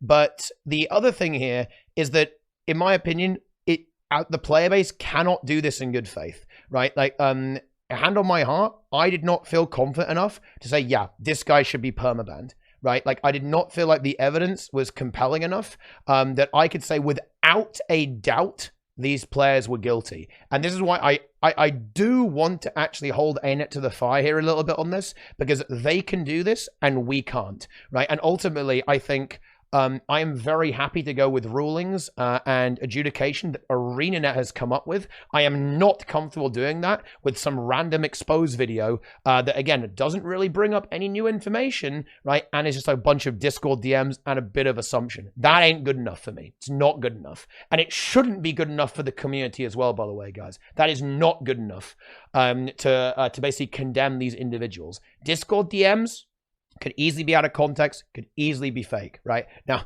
to be clear, right, a lot of the evidence was very, very damning that was brought up there because you just have like flat out admissions, not like a completely done deal, but definitely not looking good there whatsoever. And a lot of these players are rightfully banned. Don't get me wrong. Not all of the evidence wasn't good. But the thing is that not all of it was, okay? And a lot of the allegations prior to this were completely unfounded, right? In every possible manifestation of the word. Well, I've got a hot take for you. Unleash it. Ooh. I don't care that the gizmos were sold. Doesn't the only reason to care is if you thought they had prestige, right? It's if like they're essentially no different than selling raid runs. The difference is people, one, are paying real money. That's an ArenaNet problem. That's not something I should care about. If I felt that my prestige was lessened by the selling, then I would, I guess, be upset about that. But like, you have to start from the position of thinking that those gizmos had prestige. And if you start from the position where they didn't really have any prestige, then the nothing of value was quote unquote stolen. So like, ArenaNet should be mad because people are RMTing for services. That's what ArenaNet should be mad about, and they should take action. And ArenaNet should be mad about match manipulation because that actually damages people's experience. So, like, I just don't. But the actual, like, oh my God, they sold gizmos. Like, well, who gives a shit whether they sold it? Like, if they had sold the gizmos for an eternity rather than $400 cash. An eternity is like what, $400 to RMT. So if they had sold the thing for an eternity, would people be as mad? Probably not. but Well, it's the Still account reduced sharing. prestige, though. It's not the selling. Oh, though, yeah, it's for the, sure. It's the account sharing that's the issue. Like, that's for example, also against the terms of service. So that's Yeah. so people. So that's a crime against ArenaNet. It's not a crime against me. It doesn't change yeah. my gameplay. Crime against the community, in a sense. I mean, only if you felt robbed. Like, were you? Well, I feel. know. Well, yeah. Actually, I'll chime in on this. So I played. Look, I'm not good at PvP. Everyone omega lol me in the chat. I'm not that good at PvP, but I really enjoyed PvP. I used to really enjoy PvP. I played like 6,300 matches. I sucked. I peaked at like plat. I think one time I was like low plat 2. All right, and most of the time I was plat 1. But like about a year and a half or 2 years ago, PvP stopped being fun at all. And it's largely because of these crimes against the community, in a sense. Like all this match manipulation, playing on different accounts, making it so that you basically have to play through one team to get the monthly, and the people are paying different people to get the monthly, and throwing matches and all of this stuff made it. It's all these little things that have added up to making PvP a terrible experience. Well, I think the ranked match manipulation stuff is like the worst, because that does indeed like win trading. Win trading totally ruins people's game experience. Like that is 100% not debatably. But even the problem. MAT does, because I don't want to bother even trying to compete in the MAT if I know there's no chance of winning. Well, Team USA was going to beat you anyway. Yeah. It doesn't matter if Team USA is on so-and-so's account no or if they're playing on the now. remains. Like they're going to win anyway. So. Like they didn't take anything from you that you weren't going to have. I don't know why. Like the only thing, the thing that people are mad about is that whoever the buyer gets the reward that the buyer didn't earn. But there's a million instances of that in the game already.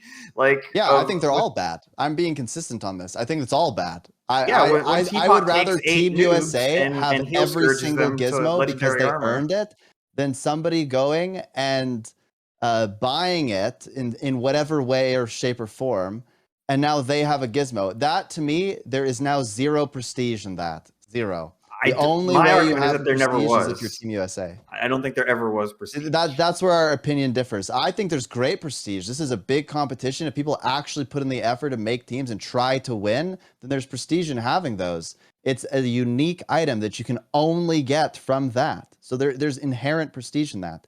However, if you go out and you sell it to somebody, now there's no prestige in them having it because they didn't earn it. That's why I don't care about having the gizmo, because I'm probably never going to earn it, right? But it's cool when I see Naru in the aerodrome or whatever, I'm like, yo, he's got the gizmo. Freaking earned it, right? He's good at PvP. Deserves to have it.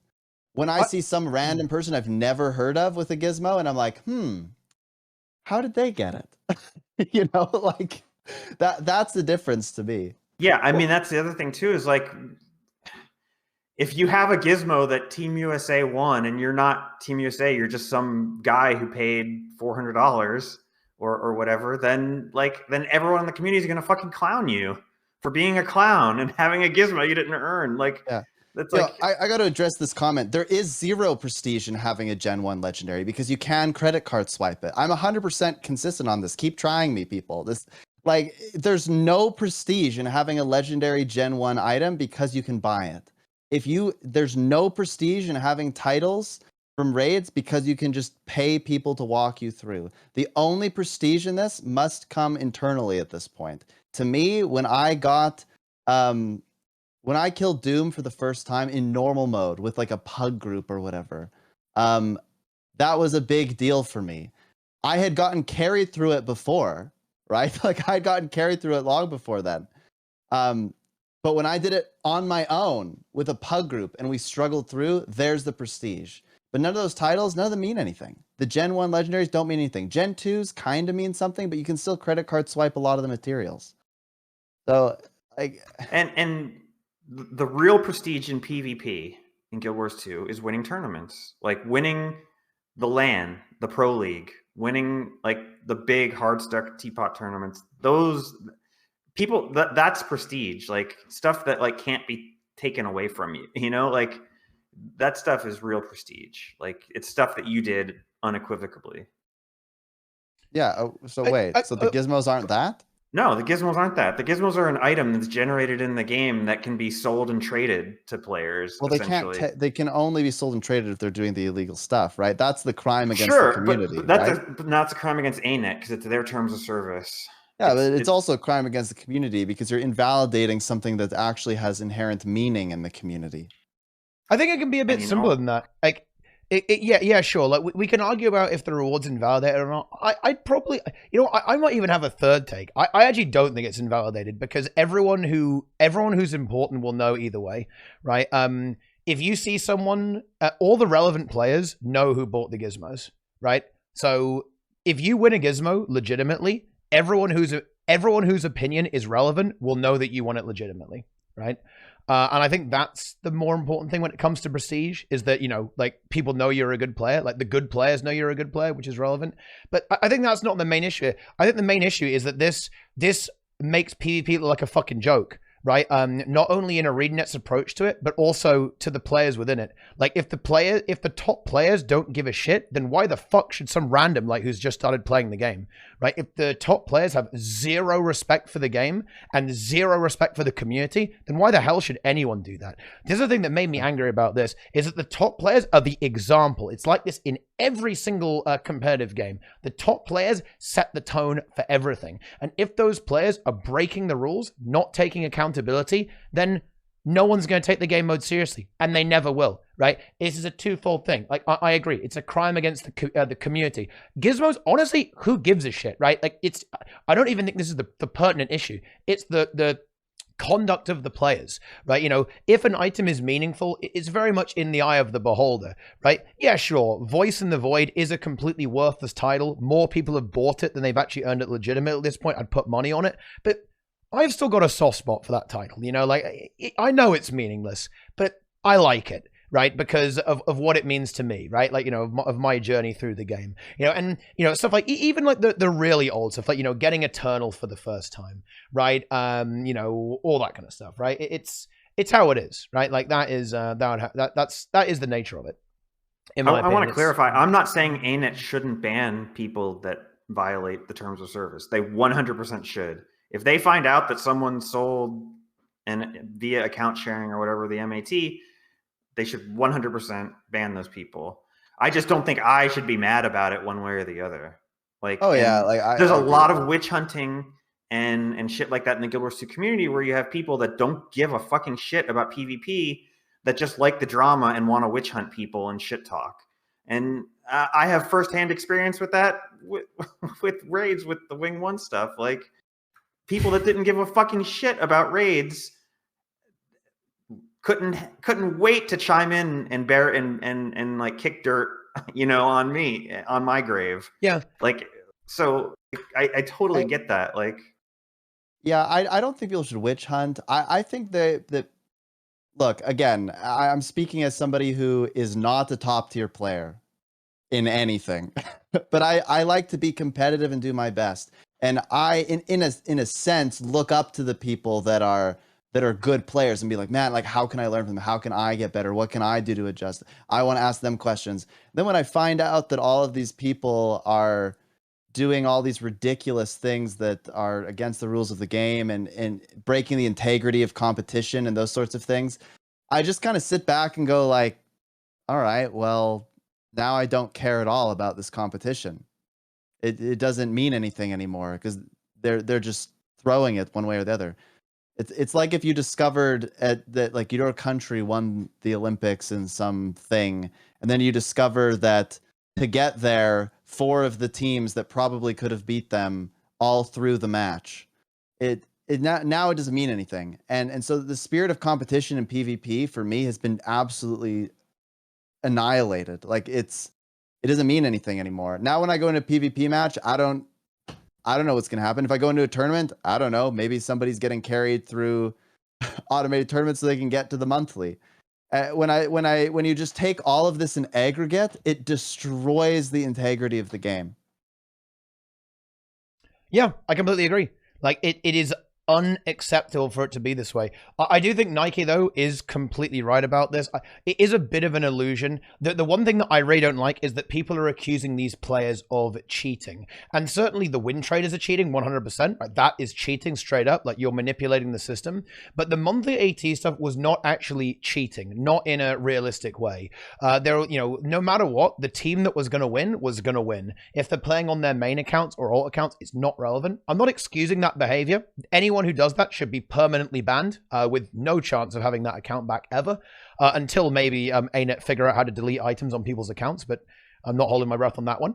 But yeah, 100%. Like, realistically, there are two options here, right? Either Team USA farms every single gizmo ever, or like people are going to get it on alts, right? And obviously the better option there is Team USA gets every gizmo, but the fundamental result is different. There's no loss to you, right? Like, you haven't lost anything. The result was not changed in any way by the account sharing. They would have won regardless of the situation. If you want to talk about cheating, you can definitely do that. You can talk about win trading because, yeah, that's a really big deal. And you can talk about reforming the ladder because there are actually, particularly with the low population, there are huge vulnerabilities in the ranked system.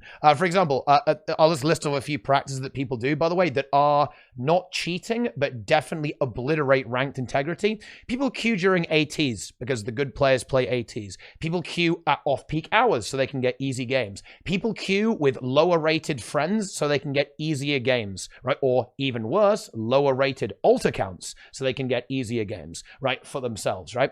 For example, let's suppose that I was 1800 rating, I'm pushing for a high rating.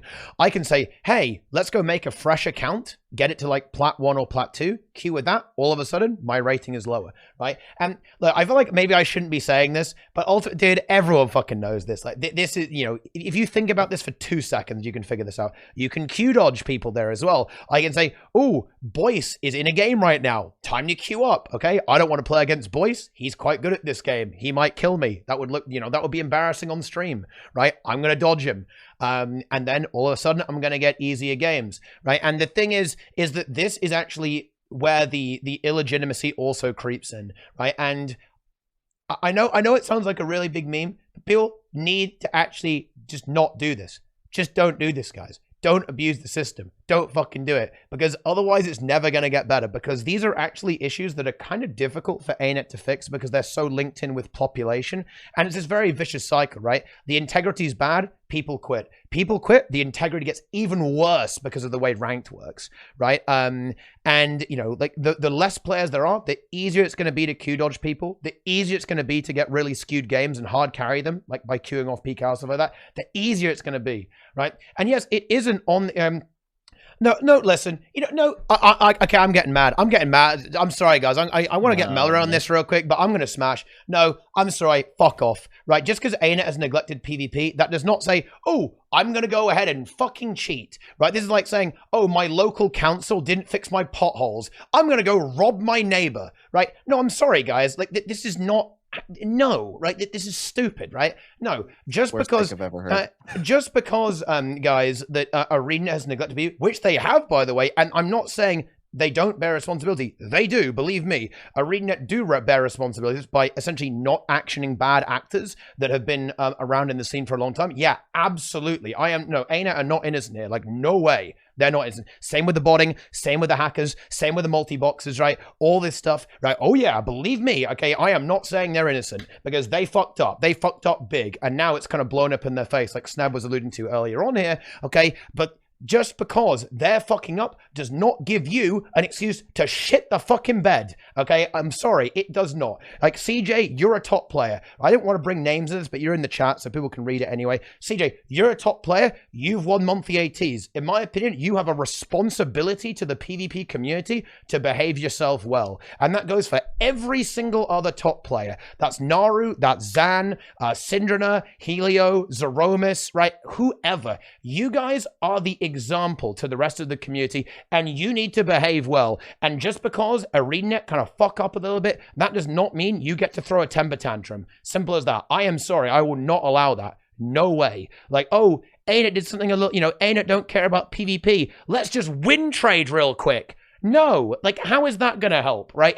How is that helping the community? No, you're destroying the community by doing that, right? Like, come on, like, this is silly. Let's shut this down. And yet it is all the players, but I mean, specifically the top players, and not just top players, even community members, right? Streamers, people who are in the PvP discords, right? Like everyone here, like, Nike has a responsibility, in my opinion, to, behave with good practices, right? Like in order to make sure that the scene is good. Mela, when he's doing his raid training, Sneb, when they're doing raids, they shouldn't be saying, oh, I see that you cancel an auto attack, right? No.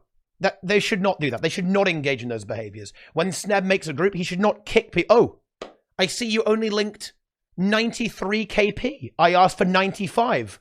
Get out, right? No, of course not. Yeah, okay. No, absolutely not. Like, this is ridiculous. This is ridiculous. People are going to win trade regardless. They probably won't anymore because a lot of those accounts, they're not coming back, D. They're gone. Okay. Look, that's just such a defeatist attitude. I hate that. I got to speak up on that too. Just being like, oh, well, they're going to do it anyway, so let's just all do it. It's like if you're in like a crime-ridden part of town or something, and you're like, you know what? People are looting here. I'm just gonna join in. Like, nobody cares. Let's all do it, right? Let's all do a bad thing. When I was young, my father taught me a very important lesson, and it was 2 wrongs do not make a right, except in math for some reason. But the point is that if we go around and just try to justify bad things with other people's wrongdoings, we're just making it actively worse. I don't know. I can't do that. I would just plead with the community to, instead of just giving up and just deciding to just go and do all these things that obviously negatively impact the community, to just try to flip it around and do something positive. Like, if you actually care about the community, don't freak out about things that you can't necessarily control and then justify win trading and selling accounts for real money and those sorts of things because of things that have happened in the past. Yeah, of course. Just do good things. This is what I always talk about this. And Sneb, my man, he's just hitting all these notes. Yeah, guys, just because things are bad does not mean, oh, let's deliberately make it even worse, right? Like, what is this mentality, right?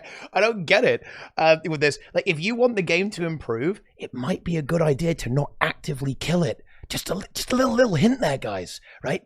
Let's do this. Right? They play to win, not to be an example, or to show skills. Well, then those players should be banned, right? If you're cheating in video games, then get the fuck out of my community, right? Like, seriously, like, get a life, man. Like, get a hobby. Like, take up stamp collecting, dude, right? Like, you can win at that really easily. It might be much more to your speed, right? Okay, if you can't handle competition, then don't play a competitive game. That's the reality of this, okay? Stop killing the game. Stop fucking it up. It's terrible, right? Okay? If you want to make Guild Wars 2 great again, then be the example. Act the part, right? And grow up, because this stuff has got to stop, and it's got to stop now permanently, right? If this ever happens again, then, no. Look, because I've been Mr. Nice Guy, right? I'll actually be a little bit open here.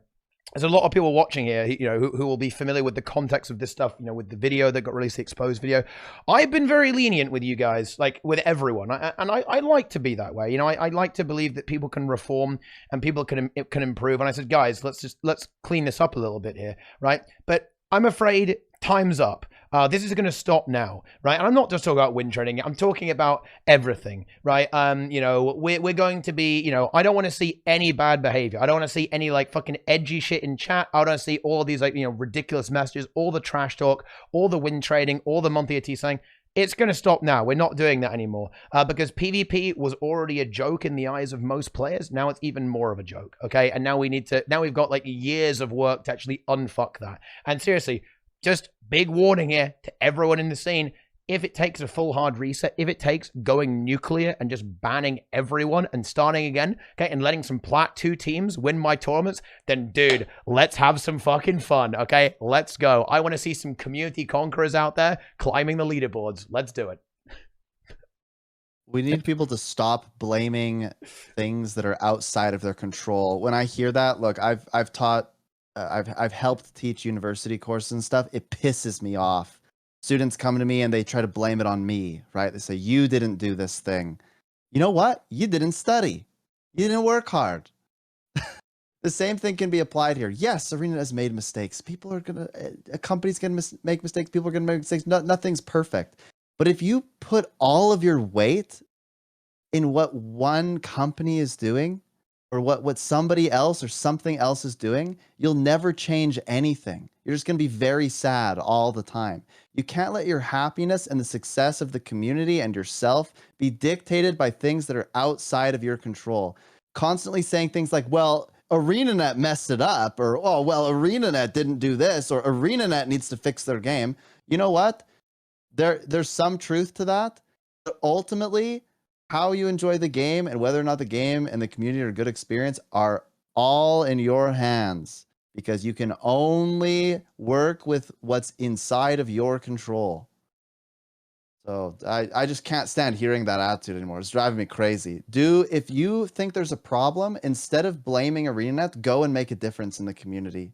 Go and be somebody that people can rely on to ask questions, help new players, do whatever it takes to make this be a net positive, not a net negative.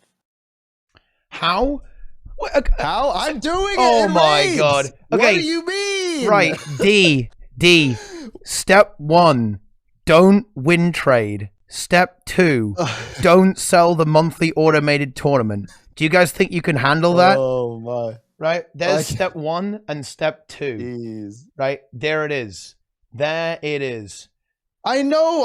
I'm generalizing here. I've had to do the same thing with raids. Everyone complains about raids too. I went and I decided I was going to dedicate everything I do to helping people get into raids. And look, it's working, right? It's working. I have tons of people that have gotten their first raids. PvP, yeah, you know what? The PvP, look, I'm going to be unchained here for a second. The PvP community, you imploded on yourselves. Like, you're all fighting each other. You all hate each other. You're all attacking each other. If there was any sense of unity, if you tried even remotely to make it a better place, instead of just attacking each other and attacking ArenaNet, you're attacking yourselves. And go and do something positive. I want to address these things because there's also something else here as well. Okay. And again, I'm not going to make call outs here. Like, everyone who's involved, one, I know what people did. Okay. Everyone, just so everyone knows. And also, you know who you are. Right. So I'll just say this here. Look, if you guys don't take accountability, then yeah, people are going to hate you forever. Right. Like, if you even want to even begin to rebuild your reputation, then stop dodging it. Stop blaming ArenaNet. Stop saying, oh, you know, the players hated us because we were winning. Yeah, that's what it's like to be the best. People hate, you know, people love to see Snow Crows lose. People love to see Rank 55 lose. And people love to see the French Worms lose. Okay? Get fucking used to it. That's what it's like to be the best, right? Okay? People would love to see Lewis Hamilton lose in the F1 racing, right? They love it. Oh, dude, they love it so much. That's what it's like, okay, being on top. Right, so yeah, obviously, you know, people are going to want to see your downfall because that, you know, people like chaos, right? People like that energy, right? And people are being toxic. Yeah, the thing is though, CJ, people are being toxic for some pretty justified reasons, okay? Like, there are definitely some... There are some innocents that got caught in the crossfire, which is why I am really not a big fan of the exposed culture. But ultimately, the situation is here, okay? Take accountability for your actions. If you win traded, then yeah, people aren't going to like you. If you sold the monthly AT, yeah, then people are not going to like you. Stop being so surprised when people say, oh, everyone hates us. We only sold 3 or 4 gizmos, right? And completely delegitimize the entire, you know, the biggest tournament in the game.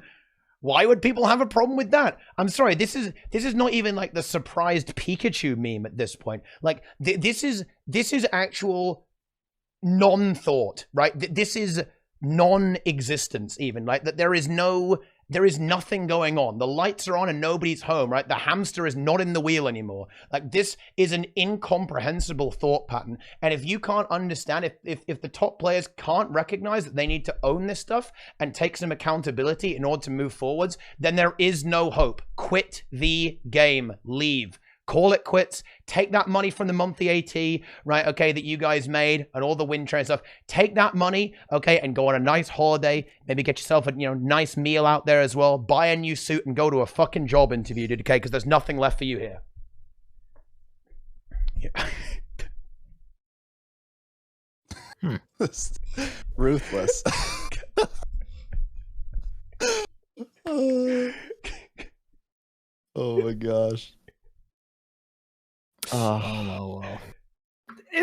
like boredom. Yeah.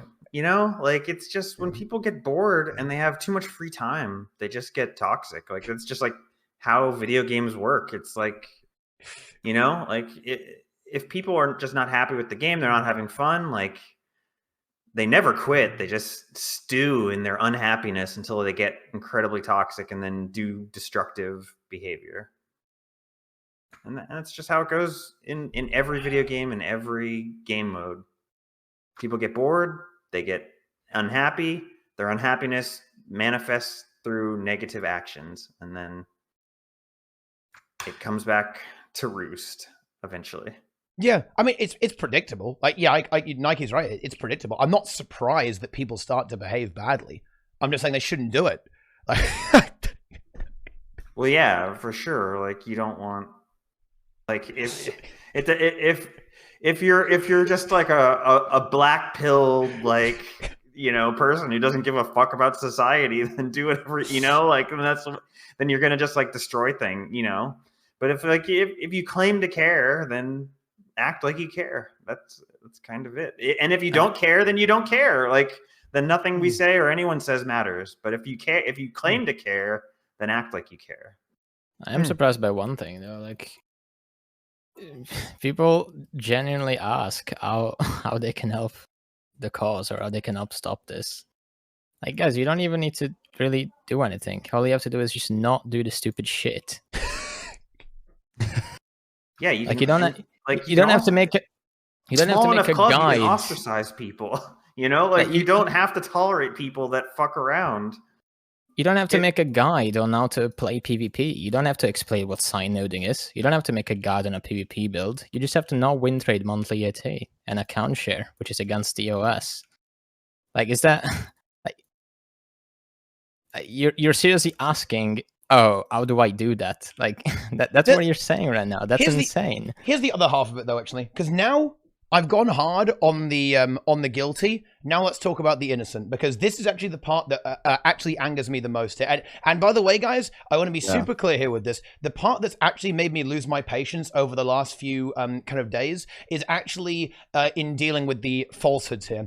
I have seen a lot of players, you know, in particular Cole Summers, who is involved in this. He has actually been actively harassed in my fucking Twitch chat and also elsewhere in Discord and in the game when he didn't do anything wrong, which is why I hate this stuff, which is why I think the community is also guilty here as well of extremely bad behavior. People took a lot of claims that were made in these videos and these allegations with basically dog shit evidence, okay? Because let me tell you one thing, guys. I want to be super fucking clear here. That video, the evidence did not get anyone banned. I want to be 100% crystal. What got people banned was ArenaNet looking at logs of their game data and determining guilt. ArenaNet didn't go, oh, hello there, Detective Miaz. That's some great evidence there. Nah, dude. Okay, no. Believe me, they didn't do that. Okay, they said, right, there's a problem here. Let's investigate. They then took their own data, their own analytics, and determined guilt. The video itself does not constitute evidence. The video triggered them to investigate, which, by the way, is why I'm criticizing them as well. It should not take a video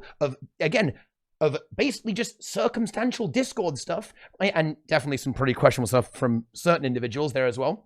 But not all of it was really evidence in a meaningful way, right? Okay, that should not be required. But like Owen, to super confirm this, the data was what you know, determined in the game was what got people banned here, and the community taking that evidence and then basically saying, oh, they got banned, so all of it must be true, and then characterizing everyone in that video is absurd. There have been, I mean, guys, Syndra has been being harassed in-game, right? Again, I won't bring up too many names, particularly. I can do it with innocent people. And yeah, Synd has done a few questionable things a very long time ago, but he's getting shit for stuff that he had nothing to do with. Dude, he's been, if you go on his YouTube channel, he's literally making World versus World roaming montages with amusing names where he's like backstabbing people and like 1v2ing people in World versus World. That is what he's doing, guys. Okay, at that point. Like, he didn't do anything. And people are like calling him a win trader and calling him a cheater, right? And these claims, like, they get exploded and layered on top of each other over and over and over again. And people assume they are true because because some of it is true, right? This is the toxicity that the community is guilty of. The community is guilty of, well, one, painting everyone with the same brush because they're an associate, which, again, like is somewhat justified because yeah, you know, like a lot of people were definitely involved in this stuff, but it isn't entirely justified because not everyone did this stuff. There are a lot of innocent people that got caught in the crossfire, including Ben P, by the way, who was alleged to actually basically be an inside contact for one of the players. This is obviously an absurd statement to make there as well. Like, and honestly, like that is probably one of the points that massively discredits the rest of the video, unfortunately, actually. But, you know, aside from that, there are also players that just didn't do anything, right? Like, you know, Cole Summers. Honestly, Naru wasn't involved. He hasn't been playing monthly ATs for a very long time. He now gets thrown under the bus. People are harassing him daily in whispers when he logs onto the game. He's getting memed up all the fucking time, right? Like this stuff is insane. This is ridiculous. It makes me a little bit embarrassed to be a part of this community, that this is how we absorb and process information. It is insane, guys. Okay, because yes, the players, the top players shouldn't win trade, but we should also believe in innocent until proven guilty. And realistically, guys, the only evidence that you should really be looking at is from ArenaNet themselves, because quite frankly, it is extremely hard to determine as an outsider whether these claims are true or false, simply because of the way the evidence is very he said, she said, and incredibly circumstantial, which I'm sorry, guys, it ain't good enough to completely annihilate people's reputation permanently, or at least extremely for a long time. And that's even without considering the damage to the community. I know I'm going on here a little bit, guys, but seriously, I'm like giga mad about this stuff. But, you know, I'm giga mad about this stuff because honestly, I actually, look, I don't know, look, a lot of you guys, I know you don't give a shit, right? Okay, D, maybe you don't give a shit. CJ, you obviously don't give a shit. That's 100% fine, man. I do. I care about Guild Wars 2. I care about PvP, and I care about World War Sword and raids there as well. And when stuff like this happens, it fucking shits all over everything that I care about and I'm trying to do, okay? And that's why I don't like this stuff, because it is destructive and handled in an extremely poor way. That's how it is. It's a mic drop there, I guess. Yeah, I mean, for people that just play the game and that's it, especially when, you know, you only care about winning a PvP game or getting a rank, like the game is, I don't know, I guess I don't really care that much, but when you are part of a wider community, and I guess, I don't know, even without being like ArenaNet partner, even without being a streamer, like if you know, you play with people in the game, you should probably maybe care about the game a little bit. Like, why wouldn't you? You spend so much time in this game, you probably care about a little bit that you know, whether if you recognize it or not, you probably do, even if you don't want to admit it. Yeah, it's I agree. And if you don't care, you know, I'm going in again, Mel. Yeah. Okay, if you don't care, I'm enabling you. Okay, if you don't care, guys, that's fine. Okay, then at the very least, just do nothing and don't work against me. If you guys don't give a shit, then seriously, climb on my back and I'll carry your ass until you do care about the game, okay?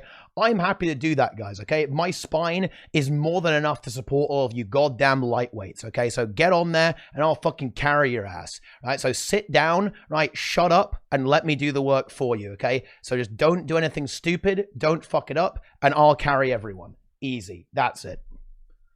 Best you can do, guys. You know, at least you can do Twitch Prime, and then, you know, it's all good. Yes. Subscribe right now, guys. Tier 1, Tier 2, Tier 3 sub. Prime Gaming. Here we go.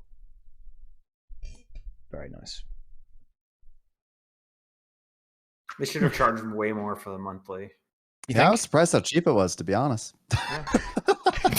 When you know you've got a whale, you know, you gotta... Oh my god! When that cow's got huge udders that are just bursting with milk, you gotta milk hard. and we know that cow had deep pockets, huge veiny udders. Milk filled.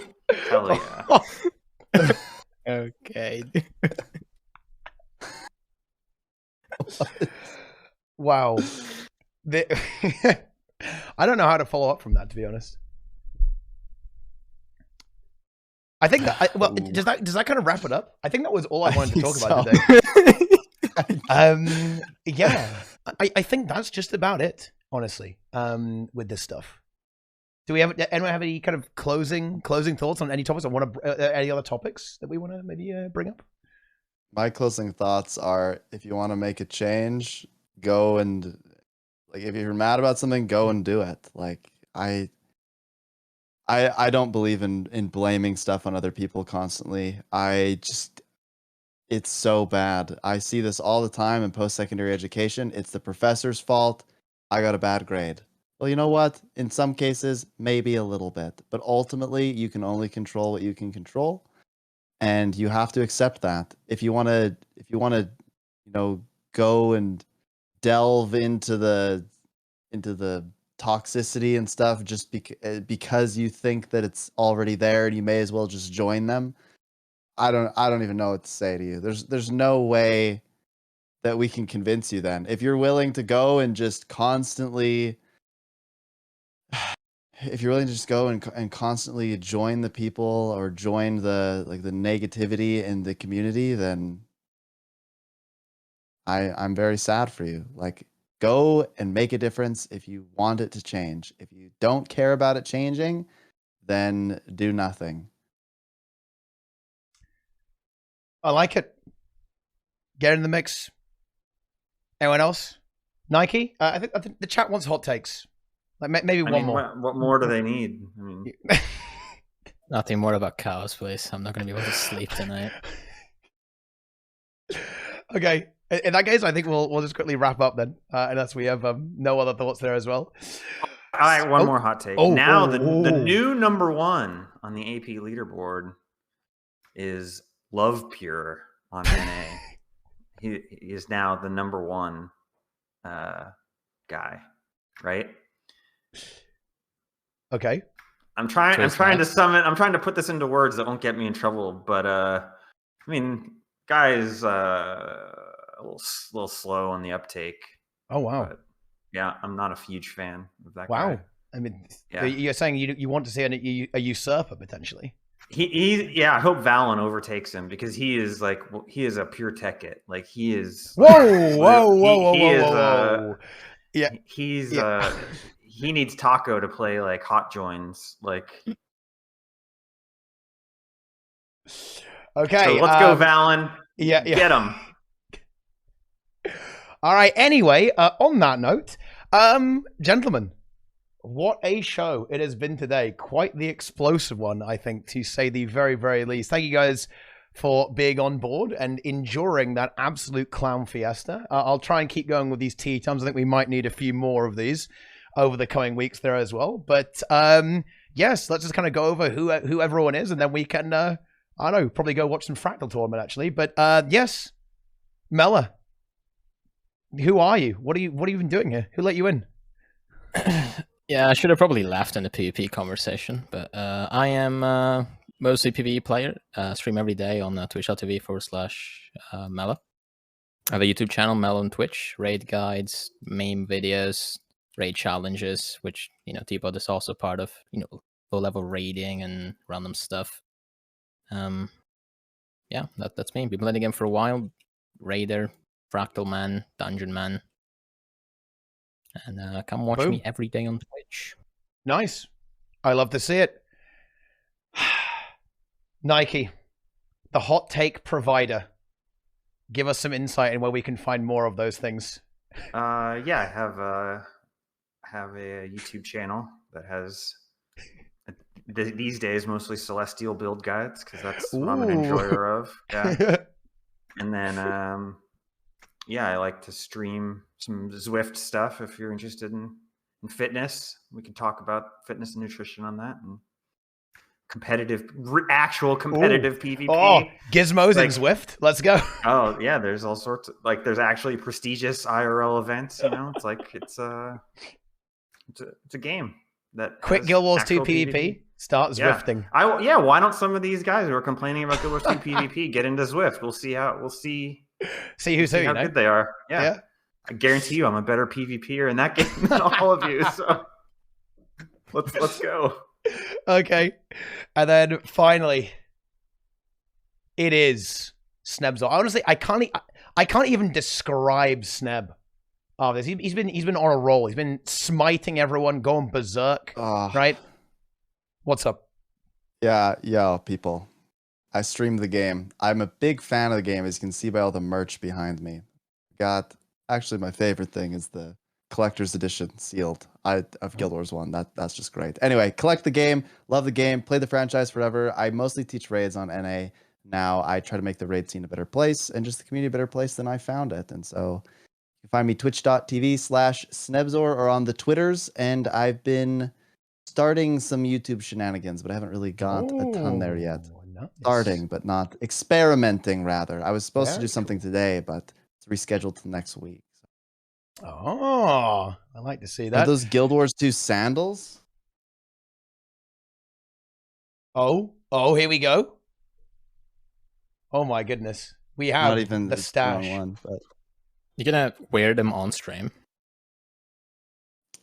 Oh my goodness. Are those dunks? Look at that. Guild Wars 2. Is that Guild Wars 2 Nikes? There's the ArenaNet there on the lace. Wow. Yeah. These are the shoes. He is dedicated right there. It's some dedication. Goodness me. But, of course, if you guys enjoyed this tea time, please follow the stream. Okay, give it a follow. Hit the follow button. More tea times to come. You can go and watch all the other tea times there on YouTube. Okay, join Hardstuck Discord. Follow me on Twitter where I sometimes tweet some hot takes and I'll debate you there as well. I'll debate you everywhere here, guys. In the chat, on Twitter, in my YouTube comment section. Okay, everywhere. Like, no Brazil this time, so maybe my YouTube comments are safe, at least a little bit. But we'll certainly find out when we get there as well. But thank you guys so much for watching. Really hope you enjoyed the stream. Massive shout out to my guests of honor here as well. Nike, Sneb, and of course, big man Mela over there in the top left-hand corner of the screen. But yes, that is the end of the show. Okay, really hope you enjoyed it. Go watch all the other ones. Subscribe to everyone here. Links will be below the video as usual. You guys know the drill at this point if you've been watching this far. Okay, but until next time, I will actually be heading off now. We're going to go and host Guild MM. Okay, because he's running a fractal tournament there with Hardstuck, my organization. It is amazing. It's going to be an insane finals. Some of the best speedrunners. You're going to see some insane fractal gaming challenge modes being thrown to the mix too. It's going to be great. So, hope you guys enjoy that. Thank you guys so much for watching. We will see you all next time. Good night, my friends. See you later.